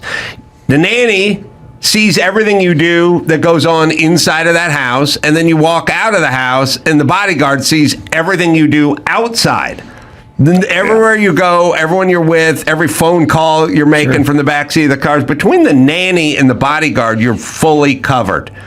And Did I ever tell you I did a show for the sequestered O.J. jury? What? Absolutely. You're kidding. No. Oh, Yeah, wow. So they were providing entertainment for the sequestered jury because they were, locked up for however many months it was. And a buddy of mine, I was working the Comedy Magic Club, and a friend of mine who was a magician said, I just did a show for the OJ jury. I'm like, what? He goes, yeah, call up the Judge Ito's office, and I'm sure they'll book you. 94? Whatever that year that was, yeah. So sure enough, I called him myself, and I said, hi, my name's Jeff Dunham, blah, blah, blah, blah, blah. I love to do a show. And they came back and they said, oh, yeah, the Judge Ito said that'd be great. And, fine. Please tell me you brought the beheaded jalapeno. So hold on. So they said they're sequestered, so we'll call you the day of the show and tell you where they're going to be, because we can't tell you now, but we'll tell you in time for you to drive there. And I said, okay. And so now I had 2 weeks, and so I started getting ready. And I thought, I know what I'm going to do. So I built a little Judge Ito dummy. Whoa! A little Judge Ito dummy, and my dummy had a dummy. My dummy was a ventriloquist, and his dummy was the Judge Ito dummy. So I went to clubs all around the country working on the bit for 2 weeks. And they said, okay, so they called me a few hours before, and they said, we need you to come in and run through your act for the 6 sheriffs just to make sure everything's going to be okay, because you don't want to say anything that's inappropriate. I'm like, okay. So I went in, I was supposed to do like 30, 40 minutes, and I went through the act, and then I got to the Judge Ito dummy. Look, there's a picture. I remember this. You've done it. You did it on TV. I remember it. Yeah, so I pulled out, went through the act, then got to this, and all the sheriffs went, no. Oh, really? Yeah. Oh, that was for the stage. No so. Judge Ito dummy. Yeah. So you're telling me that the reason OJ got off was because of Peanut? That's right. Do you remember? I asked this on an occasion. The trivia of Judge Ito. What did he have on his desk? Now, you made a Judge Ito dummy, and I've asked a lot of people this question. Was it sitting there in all the shots? The clackers? Hold on. Was Jay Moore the only one who knew the answer to this? Yeah, I've asked everybody. Oh, sorry, Mark Garrigus, attorney, but that's because he's inside baseball. He knows Ito. Not a clue. Can you see it in the television shots? Yeah. Mm-hmm. When they did the made for TV whatever, the set dresser had to put this stuff on the bench. Oh, what was it? Give me a hint. I feel like it's in there. I don't have time to give you a hint. It's he had a variety of hourglass. Yeah. Is that right? Yeah. Mm-hmm. Yeah, wow. I remembered it. Yeah. It was somewhere rolling around in there. Wow. So Jay Moore and you are the only two that I don't know why I remember that. Yeah, I didn't. He had a whole collection of hourglasses. Yeah, that's right, Even the guy who built the prototype for the puppet, the Ito puppet, which, by the way, ended up sweeping the nation like Cabbage Patch Dolls. It did. Shortly thereafter. Days of like but the guy who built the prototype, Jeff Dunham, even I thought you would have had to get a miniature hourglass and put it on the I was proud of making the miniature glasses. I actually made the miniature glasses for that dummy. You did? Yeah. What do you do? Do you have to make molds and pour resins and stuff? As technology has morphed, so has my figure making ability. So when I was a kid, it was carving it out of wood. As I grew older, then it was sculpt it in clay, make a plaster of Paris mold, and then use plastic wood dough to make the head. Now, is it backwards or forwards? Is it like you have the idea for the character and then you... It's always different. But now what I do is I think up something that, you know, I think this would catch on. I think people would identify with this guy. I think it'd be great. And then I make it. And rarely have I ever just picked up a dummy and said, well, this will work. But you using a lot of Dremel action? Heck yeah. But see, now I went from, the plastic wood dough, then I started doing it in fiberglass, and then when I got high a couple of times too many, then 3D printers came out, so now I build the shell of the, that's you. So then I build the shell of the head with a 3D printer, but then you have to put in all the mechanics, which is what I'm doing right there with soldering iron and all that stuff. You know, I know chicks don't care, but I'm impressed. Yeah, I think it's I'm badass. totally impressed. As a craftsman, that's one of the jokes in my act where Walter, the old guy, says, "Hey, ladies, you want to hear one sentence that no woman in the history of humans has ever said? What's that? Ventriloquist. That's hot." Yeah. Speaking of Dremels, you know how expensive those goddamn Dremels used to be? Yeah, now they're nothing. Now they're free at Harbor Freight. Used a little tungsten blade on there? Absolutely. Yeah, I had the whole set. I have. Sweet. I have. Oh, you got everything. You got the scars. sanding wheels. Well, oh, I have, yeah. I have. You're a builder. I've almost cut off fingers. I have holes in my hands from holding things while drilling. Oh, Jeff's got the workshop. I love it. Yeah. I think it's important. I think it probably connects you better to the puppet, to the character, to the process. Like, don't you feel... Well, don't you like a meal better when you've made it? Yeah, no, I agree. I think it's something that people are sort of missing, that sort of build your own treehouse. Oh, get the guy to come in and do the kit, and I'm like, no, do your own. Yeah, do it's yourself. like, yeah, but it's not going to be as good as the guy with the kit and the thing. And it's like, yeah, but it's yours. Mm-hmm. You did it. Sorry. Sure. Go ahead. Yeah, no stress. So the OJ story is almost a non-story. This guy just tried to get out of something by saying OJ confessed he did not. Look, he 100% killed her, not because of any evidence-based stuff, but because if there was a person who did kill her, that person at some point would be writing a book, doing it. We would know about it. That person would come forward. Yeah. That's all. There's a lawsuit against New York Education Department to move forward after parents say children were discriminated against. This is a win. What? And then I was like, oh, Japanese. This is a win for Asian parents because the judge ruled a federal discrimination suit against the New York State Education Department can move forward after parents claim that their children were unfairly disadvantaged in participating in summer academic programs. The basic ins and outs of this is they were allowing black and indigenous children to go into this program for free without checking on anything, and then white and Asian students had to prove that they were low income to apply. Well, let me yell for a second. The problem with all the advance this group and advance that group idea is, at first blush, it always seems like a good idea, where they go, look, we have less women of color doing computer programming so we're going to open it up and we're going to encourage them. And you go, oh, okay, that sounds good. Like, just at first blush. And they go, we don't have enough airline pilots that are women of color.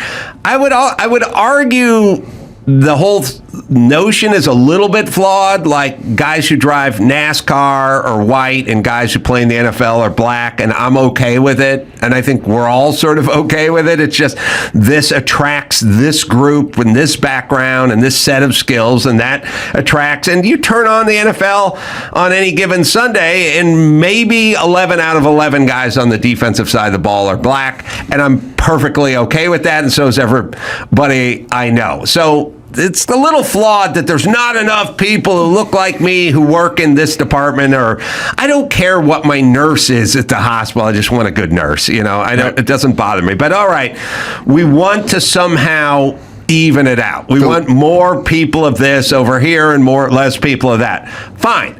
It's a noble notion until we have to start discriminating against people who are qualified to do that job and may come from disadvantaged backgrounds, but their skins are the wrong color, and now we're discriminating against that, which is where this always leads, because it has to lead there immediately, and now I don't like it. Now, why we don't see this coming, I don't know, but it's not just a one-way street where it's like, what's wrong with being more inclusive? Nothing, until you start holding back people who work real hard, who look different, who should be there. Sure. That's when the problem begins. Yeah, and that's what this lawsuit's all about. And I don't know, we'll see how that turns out. But the lawsuit saw both declaratory. Oh, actually, it went through, and the judge ruled that the New York's Commissioner of Education must answer the organization's complaint by December 6th. So we'll have an answer here pretty soon. All right, Ed Elson, who's a partner on a podcast with our old friend Scott Galloway, is going to join us. He's a writer. He's a podcaster. We'll talk to him in a moment. I want to give a plug to Jeff Dunham. The holiday special, Jeff Dunham's Scrooged Up, available on Amazon Prime. And remember, ladies, he makes those puppets himself. I'm good with my hands. He's good with his hands, and he's good with a Dremel. Jeff, always great to see you, my friend. Live dates coming up. Planet Hollywood in Vegas, and then Cure Insurance Arena, that's in Trenton. And you can go to jeffdunham.com for events, right? And live dates and stuff like that. And buy tickets only there, because otherwise you'll go somewhere else like StubHub and get scalped, and it's not a good thing. I'm worth $50, $60, $70, not $800. Yes, agreed. Like I said, with the hospital, $100,000 for Jeff Dunham. Come on. But I can still talk, and I'm here. I was very happy about it. They're a lovely hospital. I look forward to swinging by your shop and That'd be great. Kicking some tires. We'll do that. The show. All right, Eric's got some dates. Hollywood Improv coming up December 20th, and then it's going to be in Anchorage. Yeah, Alaska. Come out and see me. I've been there. It's great, man. That's December 26th to the 28th at Erickson Unlimited. Go to ericgriffin.com for dates. All right, so here's the guy yelling because he can't take this kid crying anymore. Let's be rational. Hold on. You want to be rational? No. Don't tell me what the fuck I need to do. Let's be rational. We are in a fucking tin can with a baby in a goddamn echo chamber, and you want to talk to me about being fucking okay? So is the baby. Did that motherfucker pay extra to yell? Fuck you and shut up. I don't give a fuck. You were sitting there and watching that motherfucking baby cry for 45 fucking minutes. That shit didn't have nothing to do with nothing. Fuck blowing that baby sports. Oh my God. It's all good. I'm sorry. It's me. I'm sorry. I'm tripping. Fuck that baby. By the way, I'm going to tell you something right now. That kid, I'm good with blowing the shit. Fuck the kid is the same. The kid made. Yes, you are motherfucking right, because nobody was going to do somebody. That's fine. I'll tell you the baby won't be talking. You have somebody to talk to. Good. No fucking problem. I'm just like you, motherfucker. I'm insulted now that you thought this sounded like Nah, he's definitely from the same neighborhood, bro. Like, that's something. He has a little swag like you. The poor woman sitting next to him just got to be like, oh, please. They ended up arresting the guy, detaining him or something. It's illegal to cuss a baby out? Because I've cussed many a baby out. It should be. I think there should be laws about decorum. Oh, I see. You know, I think that when you're in like a public setting like that, you know, it should be like there is a take it too far. But I always keep it comical. Like, I'll just lean back to the baby and go, ha ha ha. Yeah, like I'll do it back to the baby gets confused. Yeah. The baby gets confused. To you being arrested after the flight. No, and then once the gay agent whatever shows up, I'm like, huh? What do you mean? Huh? Now, Joe, if we're going to execute this, we need a clip of the part we have the transcribe to, not not the full length. We're going to need that isolated. What's on the script here, which I imagine that somebody bit should with have the thought of. motherfuckers. I think that man, you can nail this part. I know you can do Well, it. give me the it first. shouldn't Give me be the that. first 30 seconds Maybe it should again. be Let's let Eric just how it kinda should have been done. Slide. Oh, into character. Okay. Close your eyes. You're going to hear a little Eric Griffin in this. I did. You did. Let's be rational. Hold on. You want to be rational? No. Don't tell me what the fuck I do. Let's be rational. We are in a fucking tin can. This is where we start. Yeah. Baby in a goddamn echo chamber, and you want to talk to me about being okay?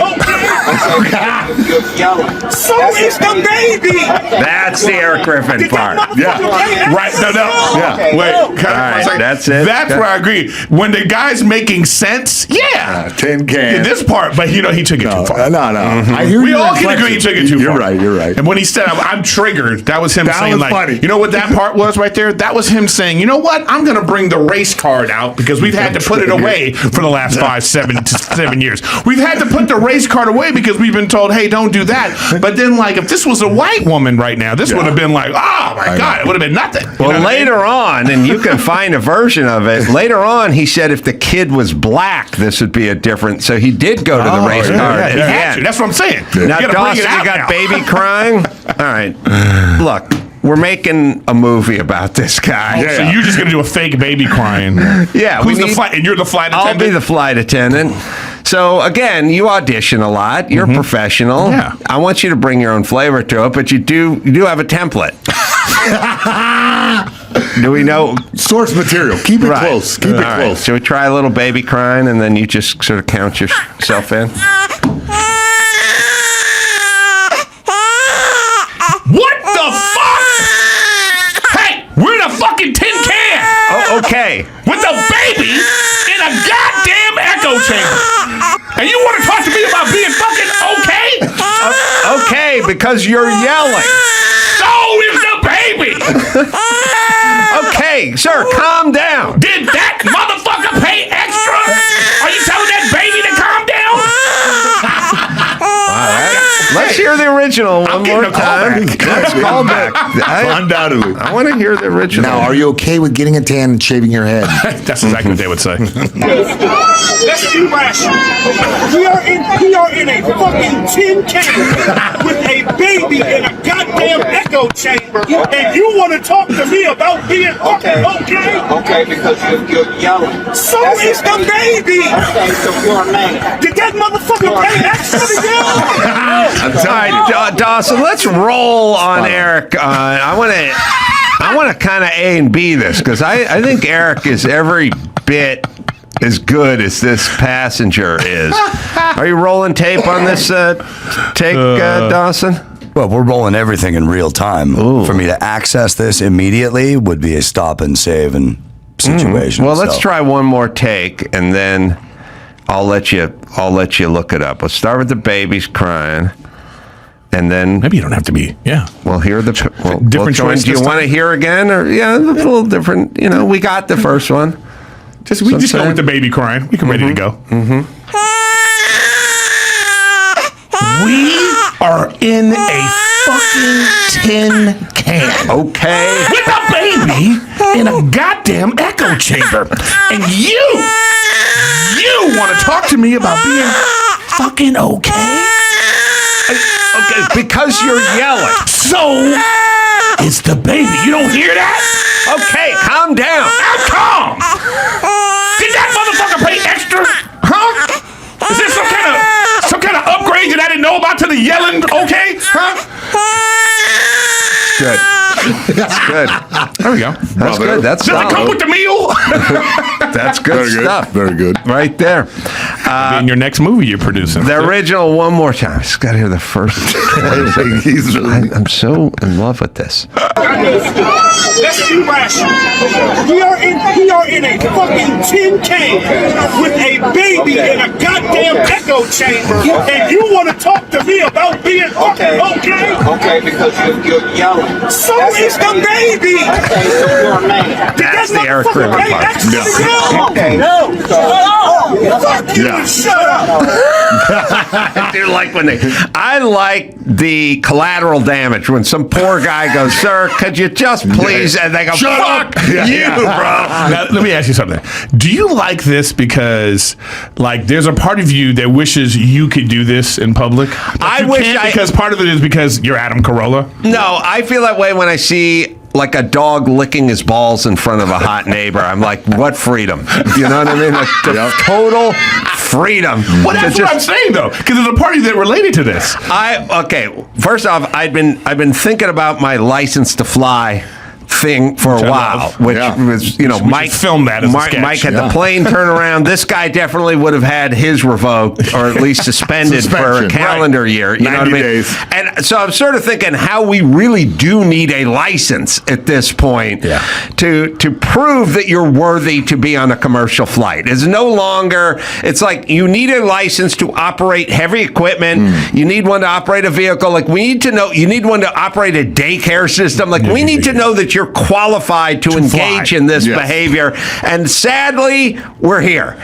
We weren't here when people dress like Frank Sinatra to fly. We're now here that we need it now. So there's that. I also listened to it and it sounded like you. So that's why. That's right. You mean in tone, in like the incredulous that thing you do? Yes. Yes. And You can't believe it. Especially the part where he says, "So is the baby." That's the part. it. Yeah. So Dawson, whenever you have that ready, we'll give it a listen. We can move forward and. We would have to physically take a break so I can pull it off of this. So I thought you were able to play stuff sometimes in real time. Huh? No, we're recorded. We got one recorder going for the show and then a backup recorder. Okay. I guess we might be able to take it from a camera feed, but it still has to disturb the process that's happening. Okay. I don't know why in the past I thought we were able to do that, but that's fine. all right. That's all right. We got it. It's all in my It's in head the now. can. We got it. We'll give you a call back. We're going to the news. We're going to the news. Yeah. Let's do some news. We have a side by side. Nice. I don't know why people are. I'm telling you, bud.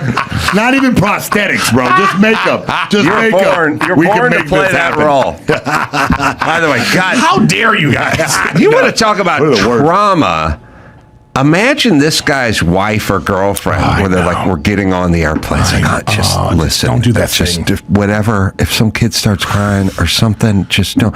Or we're going into the sub shop and they're out of curly fries. You're like, but do not fucking, please. You know what this guy needs? He actually needs to become a stand-up comic. Yeah. Because then you would be able to he would be able to vent Yeah. nightly at the same level. Right. Blow that steam off, fall asleep on the plane. He needs to find an outlet. Yes. But we don't know what's going on with people. This guy might be out. You talk to this guy out in the terminal, he's getting arrested, and he says something like, "Listen, my mom just died. I'm going through some, Then you're just like, out. oh, it doesn't mean it's okay, but you just have an understanding of why things happen. Yeah. All right. We got some news. Got by the some way. news. Folk hero or villain, whichever way you want to look at him. The suspect in the fatal shooting of United Healthcare CEO Brian Thompson is ID'd as Luigi Mangione. Mangione. Mangione. It's not Mangione? I was like excited It's spelled, about like Mangione. I checked. It's spelled the same way as Chuck Mangione. So is this an actual? Is this an actual guy. suspect? They Apparently, think it is him. They're very, very certain. I looked into it. It looks just like the pictures that we all saw. He was busted with not only a ghost gun, 3D printed 9mm. printed. 3D. That's why it kept jamming up because when you fire a ghost gun, it gets real hot and sometimes the slide will stick. And so that's what happened that night. And man, he had fake ID, 4 fake IDs, a U.S. passport, a manifesto against the. So he planned everything except for his escape. I mean, it seemed like he was just being real cocky about it, kicking it in Pennsylvania and eating at McDonald's. Well, if I was going to find, my thought when I first saw this was like, if I was going to find the suspect for this, I would go to the company and I would say, okay, so let me see like the top 100 people you've wronged in the last 90 days. Like whose mother just died and could have been saved. Yeah. Whose family is ruined because of and you kind of narrow it down that way. Like I'm not for what this guy did because this is a terrible thing, right? But like it's one of these things where you're like that Chris Rock joke. I'm not saying he should have killed her, but I understand. Yeah, and they'd be like, "There's a heavy-set bald black man. His mom just died, but he's flying in from Atlanta, so we can interview him. Oh, wait, he's been detained at the airport." You know what I mean? So this is like one of those things, man. This guy went to. Wait, did he go to Brown? No, he went to Penn. Yeah. Went to an Ivy League school. Exactly, yeah. Highly educated. Master's degree, yeah. Crazy. Yeah, it's from Maryland. We're not clear on his motive exactly yet. That I'm sure that'll come out in the investigation, and it'll take a while to get through this because it's a murder case. So. I don't think it's going to take him long at all to find out why he did it. I think it's going to be. Sure he's going to. I think it's going to be somebody died, Yeah, or somebody was not taken care of, and something it adversely affected their family in a way, and that's going to be the reason. Absolutely. The other thing too, he was a big fan of Ted Kaczynski. He was, imagine he wrote. Okay, this is the interesting thing that he wrote sort of reviews for Ted Kaczynski's manifesto and praised it glowingly. Big Unabomber fan. Big Unabomber. And look, a lot of people have said the Unabomber said some quality things inside his manifesto. Well, the Unabomber had some ideas about technology and Big Brother and that kind of stuff. Yeah. This guy. All right, now let me just try to figure out how my brain works. I never saw a picture of this kid. He had the hood on and he was looking down. But I just saw the joke was he looked like Jake Gyllenhaal. He's a very handsome kind of kid. It looked like right. Now I just looked at him. We'll put him up, and you guys can look at him. Then tell me who he looks like is my question, because I'm curious how my mind works and other minds work. What do you think this guy looks like? He looks like what's his name? James Franco. Brother. Yeah, or the comedian that yells, the Italian guy. Oh man, Sebastian. Yeah, there you go. He looked kind of like Sebastian. Is that what we got? His cousin, yeah. Well, he looks like a girl on the right. I thought it was a girl at first.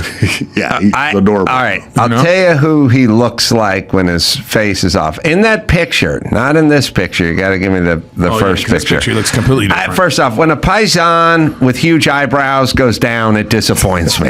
You know what I mean? I gotta say, it's setting you back. As a large-browed paisan, he's setting the movement back. And now I'm not going to get trusted.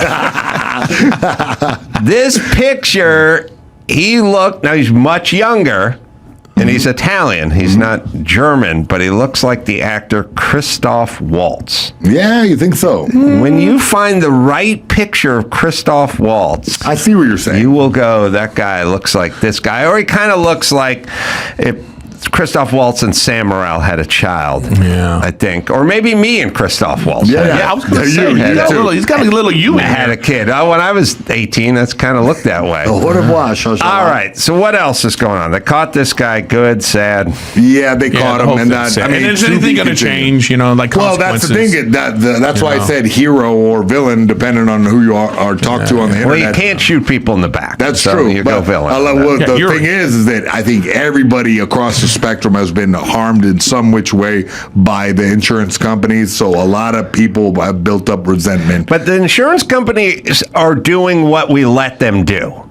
They'll do as much as we let them do. If we shape our society, our government, our Congress around not letting them do what they're going to do, every business is going to do the maximum amount they can do. They're going to do what we do with taxes. I will pay the least amount humanly possible, which is still going to be a fucking boatload, but it's still...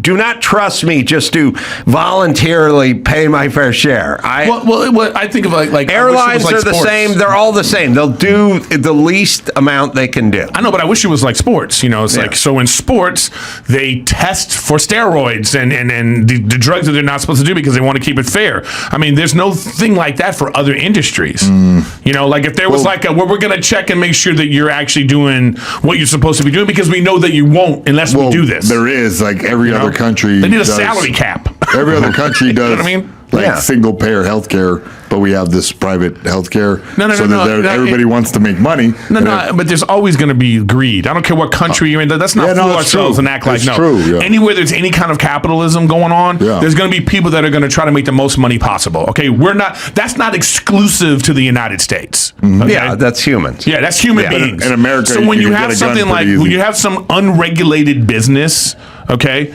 that like you could just kind of make up the rules and do whatever you want, then there's going to be somewhere along the line somebody's going to be like, we can make more money if we did this. Yeah, if you cancel people's insurance and let them die. Like if there was no gambling commission, all right, or no anything like that, trust me, no one would ever win in Vegas ever. Yeah. Okay, it would just be a thing where, like the slot machines, for instance. Yeah, but I would also argue that if nobody ever won ever, people would immediately stop gambling or going to the casino. So there's you have to offer something, otherwise people stop showing up at Caesars. I get that, but with something like this though, it's like, like you say, like it wasn't, I don't know if this story was true or not, but they had some kind of AI denying 90% of the claims. It's true, yeah. Okay, so what I'm saying is you mean to tell me that there's no insurance committee or somebody that would have been, okay, we need to come in and audit you every year, and that wouldn't have caught that? Well, it's hard to argue when you're making so much money. If something bumps up your stock, then why would you argue against it? Well, they have folks that they pay that show up and lobby Congress and that whole world. But every business does it. It should be out for every business. That's what I'm saying. So that's what the government is supposed to stop. But it's that this is a bigger comment. It's more nuanced. Huge. But anyway, what's next? They got him, and he's going to get cooked. And a lot of people are cheering for him. But yeah, you can't shoot people in the back. Ghost gun. Printed. 3D printed. 3D printed, yeah. It's a thing. I knew a guy who was all into that. He knew how to make this. And what was it made out of? Polyurethane, sort of. Oh, really? Yeah, so you can get it through the airport. 3D printed or something? The bullets obviously are regular bullets, but this kind of, you 3D print each component and assemble Ghost it gun's yourself. also euphemism for when you try to beat off for the third time and nothing comes out. I've been there. You've been there? Yeah. We used to call that ghost gunning back in the day. Dry rope to ghost gun. First of all, can you even remember the last time you were ghost gunning? Oh, at your age, come on, you're a one and done type guy. Last time I went for the hat trick, Gordie Howe was in the lead. Hey, next up, Jay-Z accused in a civil lawsuit of raping a 13-year-old girl in 2000, along with Sean Diddy Combs. Yeah, this is a big deal. I think there's going to be more Jay-Z stuff coming out. I've never heard a ton of great things about it. Well, this will be the time for it to come out. It always takes like one thing, and then it. Look, we live we live in a time now where this is the thing. It's like I saw the statement that he put out, and it's like I don't know if I agree with the wording of everything, but I do agree with the sentiment of like let's go for the criminal charges. Yeah, I'll get to that. Yeah, the fact that Jay-Z did deliver like a powerful statement back to this, called the allegations idiotic, and a lengthy statement. These allegations are so heinous in nature that I implore you to file a criminal complaint, not a civil one. 2 exclamation points. Whomever would commit such a crime against a minor should be locked away. Would you not agree? And the victims, the alleged victims, deserve real justice if that were the case. Yeah, and I agree. It's like if you're going to remain anonymous and you're not going to bring a legal case against me, then why should anyone believe you? Well, if they were 13 in 2000, they're now in their 30. Yeah. They're almost 40 now, right? They're 38 or what? What's my math? Yeah, no, they're 37, 38. Yeah, they're grown. They're a grown ass person now. So it's like hey. But maybe they're afraid. But this is my problem with like when trials are done online and in the public. So now it doesn't matter. Well, see, that's the argument. The facts and you're reading right in your perfect assessment, because that's kind of what Jay-Z is doing, and their attorney Busby is suddenly coming back. So here's what Jay-Z said. He said, "You made a terrible error in judgment thinking that all celebrities are the same. I'm not from your world. I'm a young man who made it out of the projects of Brooklyn. We don't play these type of games. We have very strict codes and honor. We protect children." So he came back with that, and the lawyer who has filed this case come back regarding the Jay-Z case and his efforts to silence my clients. Mr. Carter previously denied being the one who sued me and my firm. He filed this frivolous case under a pseudonym. Hold on. Jay-Z, wait, who filed the case? So Jay-Z, under a pseudonym, apparently filed a case against the lawyer who's doing this. So it's a lot of back and forth, like legal. Yeah. Can I say this? posturing. I had an invention a long time ago to never get caught up in one of these situations for celebrities. It's a condom that comes with a birthmark on it. Now, hear me out. I'm listening. You use that condom with that birthmark on it. At some point, somebody accuses you of something, and then they say, I know what this guy's penis looks like. He's got a birthmark, looks like Abe Lincoln's head on the top of a shaft. And then you go, oh, you do? Well, okay. And they go, I'll never forget it. It's a very distinct birthmark on the guy's unit. And then at some point, you just pull that dork out right in court and goes, anyone see a birthmark on top of my... Case closed. Moving forward. Case dismissed. Case dismissed. Man, it's... You know, you ever feel old when you see things like this happen? Like, where you think like, I always think of like, burden of proof and like the justice system and all that, and you think like people are being tried in the public eye, and there's no point in complaining about it anymore. This literally is the world we live in now. Yeah, this is the world we live in now, where you could say, but what we need now is just the follow up. Like if he's guilty of these crimes, then I agree, he should go to jail. Right, but if he's not, if this is some frivolous thing and there's some money grab, then someone down the line should be prosecuted of that. Yeah, it's happened 24 years ago, allegedly. And, I think it's what we were saying earlier, that now that Diddy went down, there's going to be a lot of the Diddy party explosion. And maybe, I'm not saying this is the case with Busby and his clients, that there's some people trying to make a buck off of this whole thing. I'll tell you who knows. Beyonce must know. Yeah. Somebody knows. Good or bad. She knows something. Well, I'm just tired of all these people talking about how, I was at the party, but I left before it got crazy. Like, don't even say anything. There isn't one person that would not have gone to one of these parties. You don't even want to just showed up. I would have catered the thing. You know what I'm saying? What are we talking about? So it's like, the fact that now everybody has to come out and be like, I was at the parties, because now all these pictures are coming out. I mean, it's terrible. Yeah.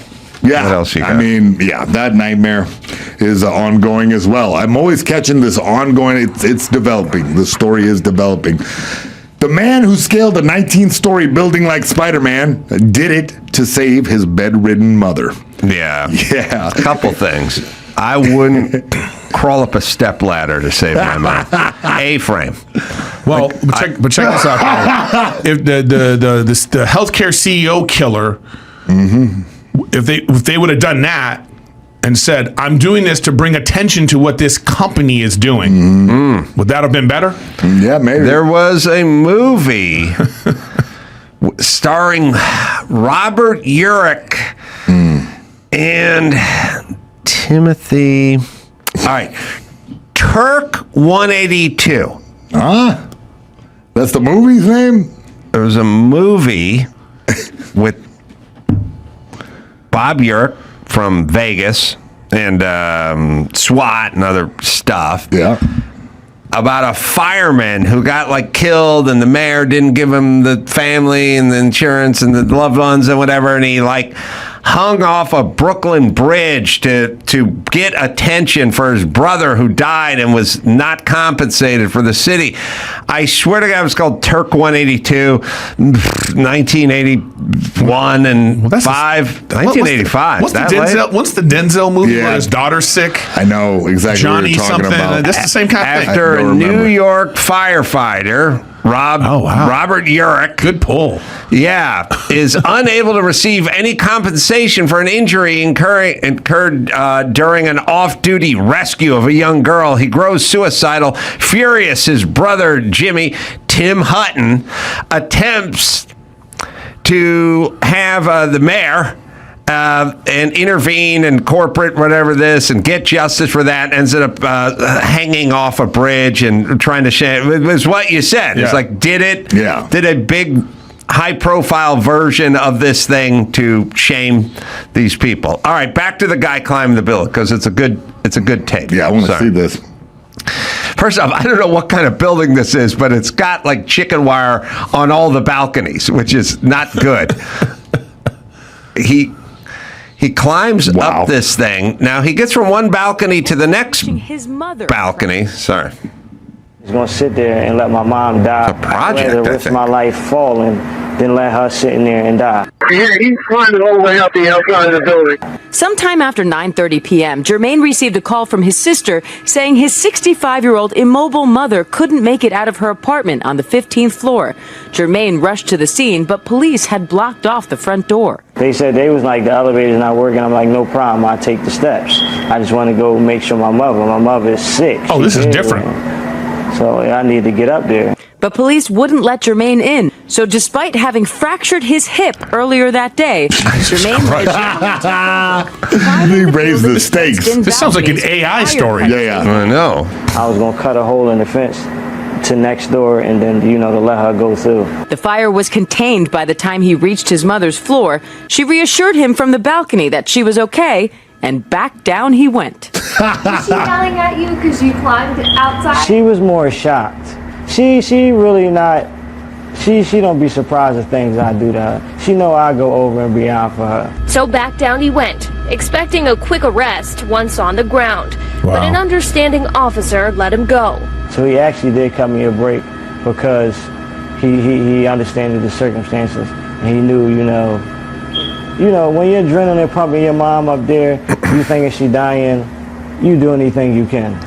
All right, so for the part where he has a fractured hip from earlier that day, not from earlier that month, that sounds crazy. I don't know who diagnosed that. You don't know when fires are going to start, on hip day. You know what I mean? What are you supposed to do on hip day? And then your mom, But this reminds me of it's just like those parents that were trying to get into that school in Texas with the shooter. Oh, yeah. You know what I mean? This is one of these things. The cops are like, no, you can't, and he's like, there's a certain point when you're trying to say, hey, my mother can't get out of bed and she's on this floor. Yeah. What are we going to do? I would like to know that they're like trying to hustle to do something about that. Yeah. The fact that the guy felt like he wasn't being heard, he's like, well, I got to go. I'm going to go do this. I think we can all relate to that. Well, not only was it that they didn't even mention it, but I got it in the story that not only was his hip broken, he also had some wire cutters handy. So he was well prepared for this excursion. Yeah, he went up and used the wire cutters to cut his way into the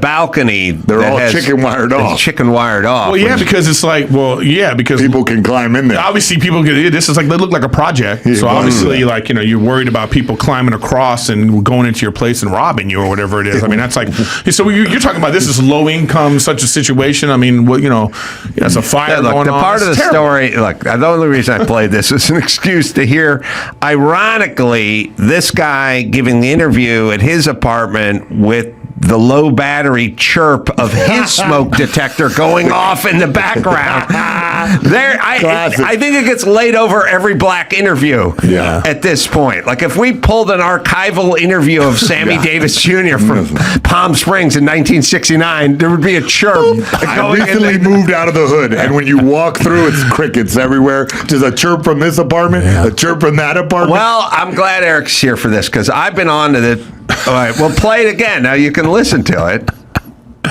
He said they was like, the elevator's not working. I'm like, no problem, I'll take the steps. I just want to go make sure my mother. All right, so hold on. How much into fire safety is this guy? Is he all in, or is he a little catch as catch can? I don't think he's into fire safety at all. Oh, not at all. Well, he's certainly committed to climbing the outside of a building. I just think it would be great. He's interviewing this guy, and in the middle of that, you hear that, and can I stop you?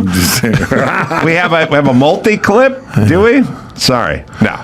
Yeah. I know it says 10-second clipped where you can hear the smoke alarm. That's crazy. We'll try it again then. Let's see.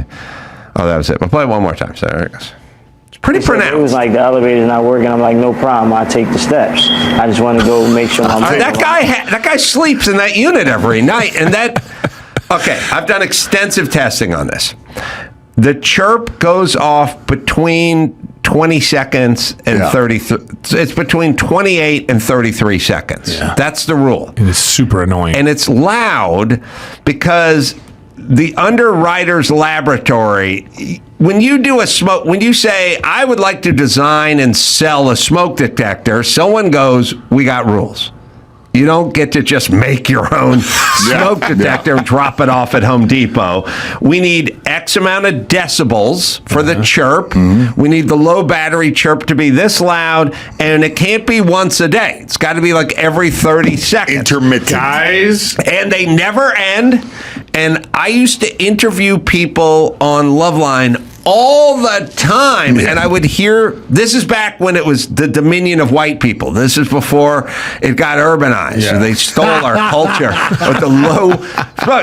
Now it's a black thing. It's always been a poor thing. It's turned into a black thing. It's crazy. There is a meme. Have you ever seen that meme with the natives running and the smoke detector UFO haunting them overhead? People have made memes. I actually have an idea. All right. On every woman's phone. For every 30 seconds they're late for something, it goes chirp. Late detector. A late detector. That's how we'll do it. And it's really annoying. I like that. You have that? We took it full circle. That's the meme. Somebody made this. Oh, that's racist. I know. That's why I thought it was funny. That's why I liked it. Here's the point. The point is I found it ironic that the smoke detector was going off while this guy was talking about a fire, number one, but also the dynamic of you have to sleep in that, I'm guessing, small apartment, and I hear it loud during the interview.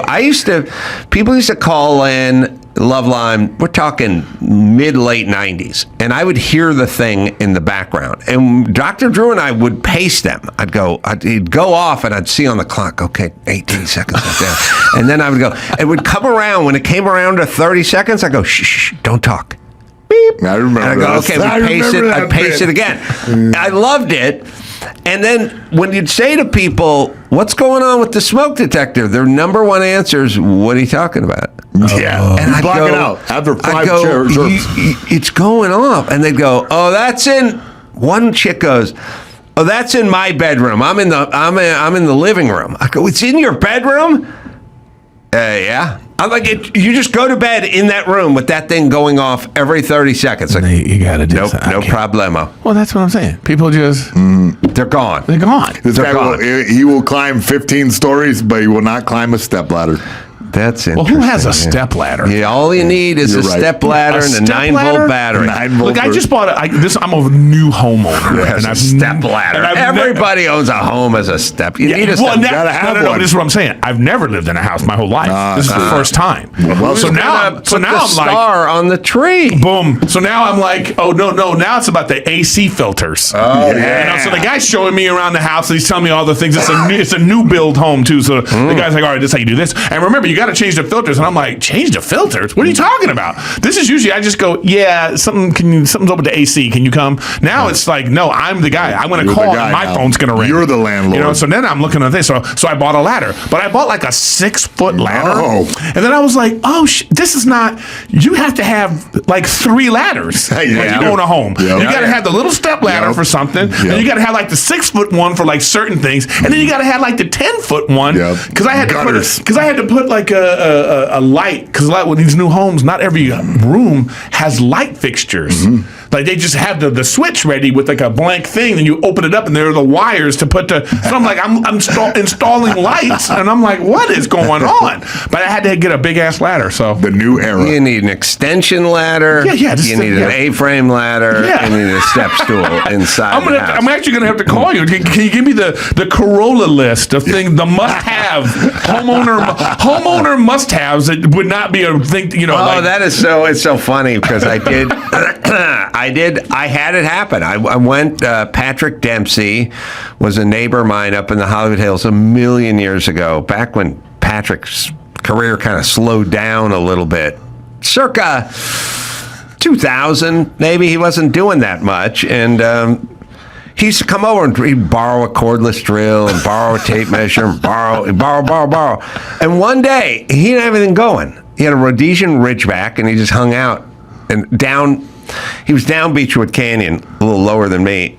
And I said, I'm taking you shopping. We're going to the Home Depot. And I took him to the Home Depot in Hollywood. And I said, here's your cart. I said, I'll push my cart. I said, look, when you're a carpenter, you have your tool bags. You need like a speed square. You need a big construction pencil. You need something called a keel, which was a crayon. You need a 24-foot Stanley tape. You know, you need a couple items in your bags. You need a hammer. You need a framing hammer. You need a finish hammer. One's waffle-headed, the other's smooth-headed. Okay. Point is, I said, get your shopping cart and start following me. And we just walk, and I threw stuff.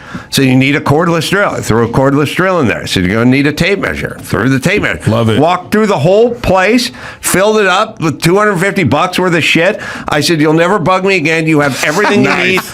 But it's all stupid stuff. Like, you get a cordless drill, but you need a magnetic screw cartridge. Oh. That's the tip that's magnetic that you snap the number 2 or the number 3, whatever, Phillips head in it. But you don't put that little head right into the chuck of the drill. You get a screw cartridge. Oh, he wouldn't have known that. I don't know that. I bought like a maybe like a 3 foot by 5, not 5 foot, but like 3 by 3, maybe taller than that actually, tool kit. So then I was like, I had, you know, when you have tools, they're all over the place. Yeah. You know, where's my screwdriver? And it's like, it's in the TV drawer because that one time. So now I grabbed all my tools and I haven't been this tool thing. And now I'm like, oh, this is great.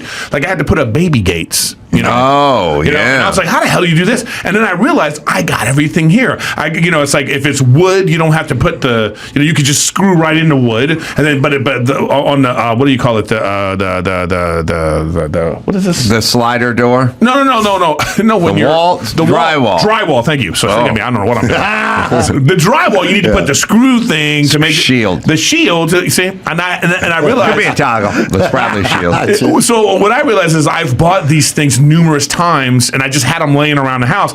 So now when I finally bought a house and we moved and I put all the tools in one thing, I'm like, oh, look at this! I have everything I need. If I want to put up pictures, I got the thing with the hooks, and then the drywall thing, and I got a drill. I got 2 drills, and I'm like, oh, I didn't even know I had 2 drills. It's your first house. Yeah, great. Yeah, Congratulations. So I'm like, good. It does feel good. So I worked my whole life. I just lived in I was a single parent home with my mom for when I was young, and we lived in an apartment, and you just lived in an apartment, and you just didn't even think about it. And you're like, oh, can I own a house? And you live in California, so everything's so expensive.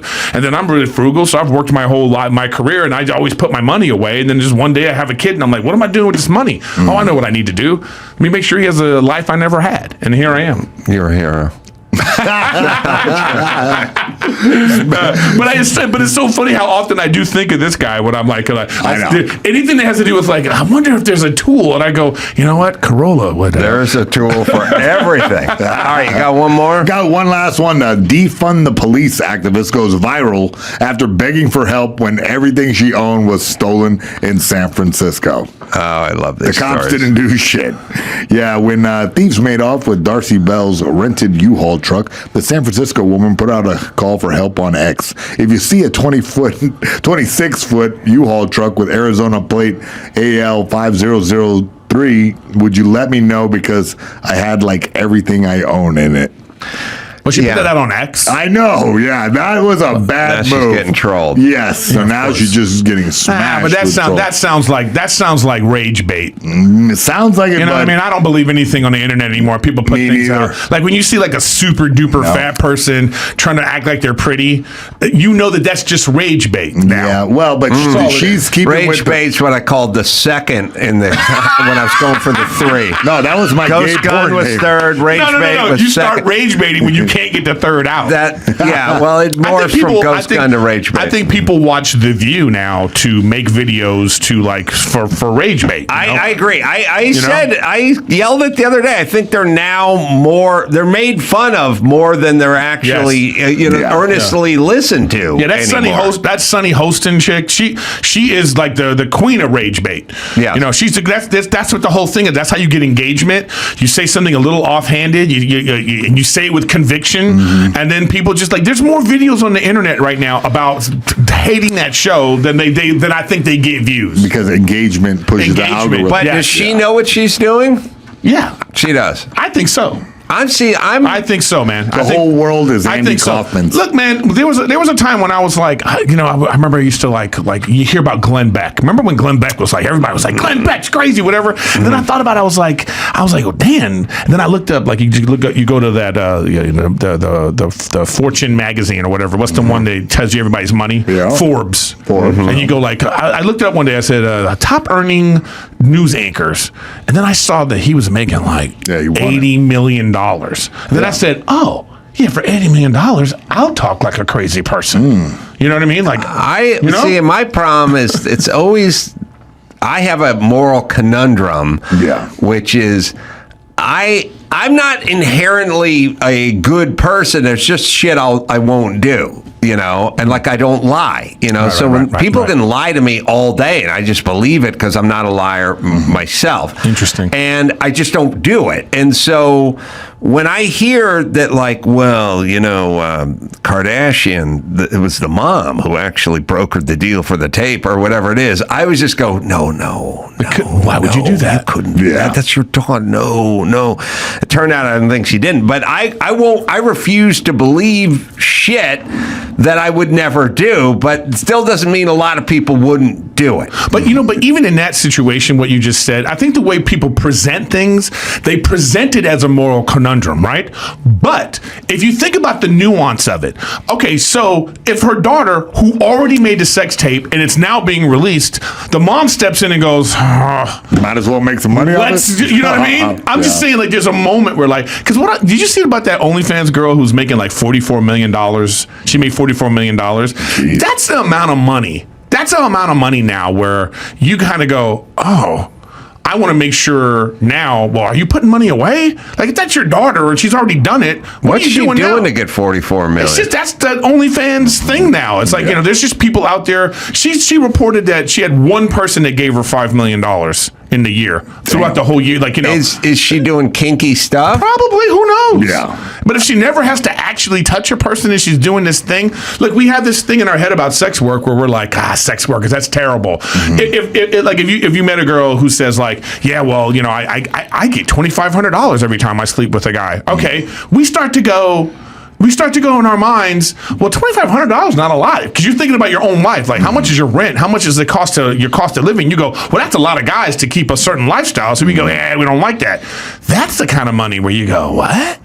So you're saying you're getting into porn? Listen, the price is right. If the price is right, what are we talking about? I can offer you $600 cash. I think OnlyFans women and UFC fighters, they have the same thing. When they get older, they're gonna when they get family, they're gonna be like, I wish I wouldn't have done this. I made the comparison before. Yeah, it's tough. It's the tough life. It's a tough life. You give up a lot. You give up you steal some from your youth. And check it out, and check it out. And the OnlyFans chicks, they don't got to do as much to their body. Well, I mean, not the ones you watch. Do we have this guy in Christoph Waltz? That's something I asked for some time ago. Actually, I want to see 18-year-old Carolla. I want to see that next to that guy. Well, me too, there are not a whole lot of photographs of me. Yeah, that's true. We got to go to a dusty photo album in the back of a closet to find. I see the Waltz comparison. Oh, okay. yeah. The little chin action. You know what? That's a great. Hey, guys, back there, crack staff. Yeah. Good find. Yeah, that's the one right. Tried to yell at them to put it up there, but all right, just put it on the screen if you got it. That's all I'm saying.